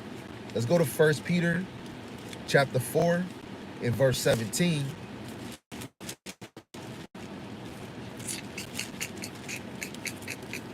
It says, "For the time is come that judgment must begin at the house of God," which is this truth. Those that's faking the funk, those that saying Yahawashi and not being true, judgment is happening to those. So if I'm faking the funk, if I'm trying to use the word or to do the work of the Lord deceitfully, the Lord know my heart. Guess what? I'm gonna have a beautiful reward for that. It could be now, it could be later on, right? And uh, if it first be and if it first began at us, what shall the end of them that obey not the gospel of God, right? Which is the other part of the 2/3. You got some of the 2/3 that's walking in this truth like a sheep in wolf clothing. Then you got the ones that's not in the truth, lollygagging. You know what I'm saying? Bobbleheads, a black woman with a chocolate woman with blonde hair is the example of all you, Jake. It's not matching, sis. It's not matching. You know what I'm saying? Then verse 18 it says, "And if the righteous scarcely be saved," basically difficultly or hardly or barely, "where shall the ungodly and the sinner appear?" Right? They're gonna be destroyed in a lake of fire. Right? They're gonna be either zapped by them laser beams. It's over. But the elect, you're gonna get scared. You're gonna get saved at the skin of your teeth, the skin of your gums. Right? It's gonna feel like you ain't gonna get saved, but what did the Lord say in 2 Ezra 16? "Neither doubt, for Yahweh Shemel Shai is your guide, man. The wicked will be destroyed along with those who follow their system." Right? I only just read about the Israelites. But the other nations, starting with Esau and the other nations, the lower level, they're going to be destroyed. Babylon in 60 men is going to be destroyed. You know how many heathen, how many Edomites live over here? Even Jake in Israel, there's some Jake over there too. But the Edomites and any other heathen, they're gone. Wherever some of these other bombs might drop a certain, they're gone. The third part of men is going to be destroyed. A lot of Edomites is going to be destroyed, but a lot of the elites that have money, power, that have weight, that have what is it? That have movement or motion, they going to be hiding in the cliffs of the rocks, doing the same thing they did back then when the Lord destroyed Petra, when the Lord destroyed their foundation back then. Right? So let's go to Isaiah 13. And we basically about to sum it up. Isaiah 13, verse 15 to 16. It says, "Everyone that is found shall be thrust through, and every one that is joined unto them shall fall by the sword." So even Jake, if you're joined hand to hand, joined hand in the spirit by philosophy, beliefs, the system, right? Proud, right? You can't let them go, right? That you're going to be destroyed with them, right? Verse 16. Like, say if it is a brother that's dating the Edomite, like if he's of the elect and whatever happened, we're not talking about because he was laying with her and whatever happened, but a spirit can already be moved. At most cases, they're gonna be separated, right? Because Esau gonna have a madman mentality in that time, but it's really Jake that's not gonna let him go. That's just like Jake right now. They're joined hand into him right now. As soon as you bring up salvation is only for Israel. No, but what about the so-called white man and woman? You know? But verse 16, it says, "Their children also shall be dashed into pieces before their eyes. Their houses shall be spoiled and their wives ravished." And you got multiple ways.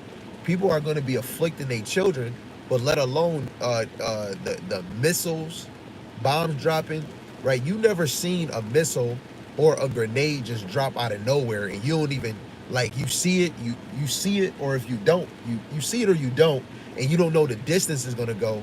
I don't even know how the distance of a grenade. I just know I'm running. But if you don't even know and you're not of that of a good distance, those things will fling you. Right? What it said, dash you. Yeah, dashed into pieces, man. Especially a missile. The aftermath, dude. If a missile was to hit all the way down there in the aftermath, and I'm standing out, I can get flung right to a tree with a very strong force, and I could break in half. All my bones broke, dashed into pieces. But literally, people is gonna be taking y'all children and manhandling them, like literally, and your wives is gonna be ravished, right? Truly, when we look at Second Esdras, the 18th chapter, verse 15, you know, your neighbors is gonna spoil your goods, right? Your goods is another example for a wife being a possession, right? And especially Jake that's in this world, that's not of this faith, they gonna have a spirit in them. It's gonna be free tacos. And I know a lot of people don't be wanting to hear that, but you got to be prepared, and that just goes off of cleaving to the wisdom, knowledge, and understanding of the Lord, because you're gonna be covered. The Lord not about to let the daughter of Zion, a true believer, get manhandled like that, right? But the wicked of Esau, you're finished. So just to deal with the summary of what we went through from verse 6 to 7, the wicked is being hidden by the Most High until the time. The connection with it is Esau kingdom was hidden in religion and politics, right? When you go to Christianity, all these other beliefs, you couldn't really get the true understanding of Esau. You couldn't.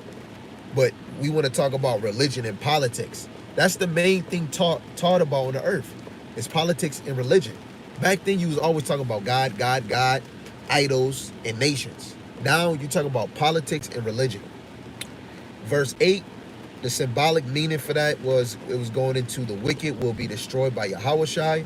The connection with it is a prophetic judgment on Babylon, right? For Yahawashi to destroy, we got to go into the prophecies, Isaiah 13, 14, 30, 34, 63, Second Esdras 13, Revelations 18. We got multiple, you know. In verse 9, the symbolic meaning works through Satan's power, false miracles. The connection with that is white supremacy, lies, and false Christianity. And 10 to 11, the symbolic meaning is the deceived will be judged. The connection with it is the 2/3 of Israel and the nations who follow the beast, right? Plain and simple, right? And there's so many people that are following the beast. But again, this lesson, Lord willing, is more edifying to the 2/3. But we're supposed to teach the gospel to preach the gospel to all nations. So part of this gospel is to hear the nations hearing their judgment, and if you're not preserved wherever they have you, because if you are of the nations and you living in Babylon, you're done. Or living in Israel in the time where those nukes touch, you're destroyed and you're done. But let alone for you nations that will the people, descendants, the family members of that nation that do remain, you're going to be servants. You're going to be devoured. You're going to be a possession.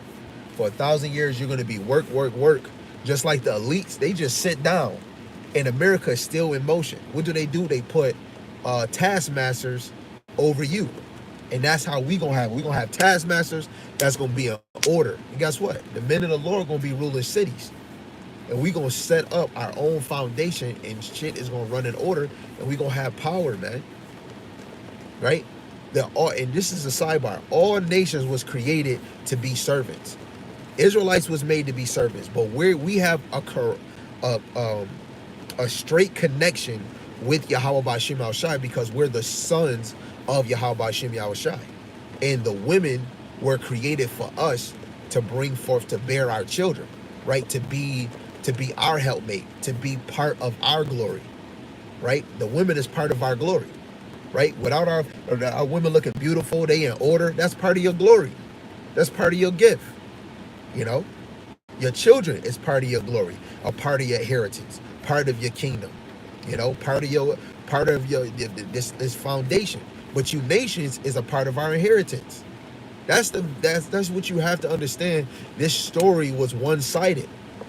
It's not about every nation getting white robes, and then in the kingdom, every church want to say, so when everybody get white robes, everything gonna be in order, and the heathens is gonna be our servants. Who the hell is the heathen?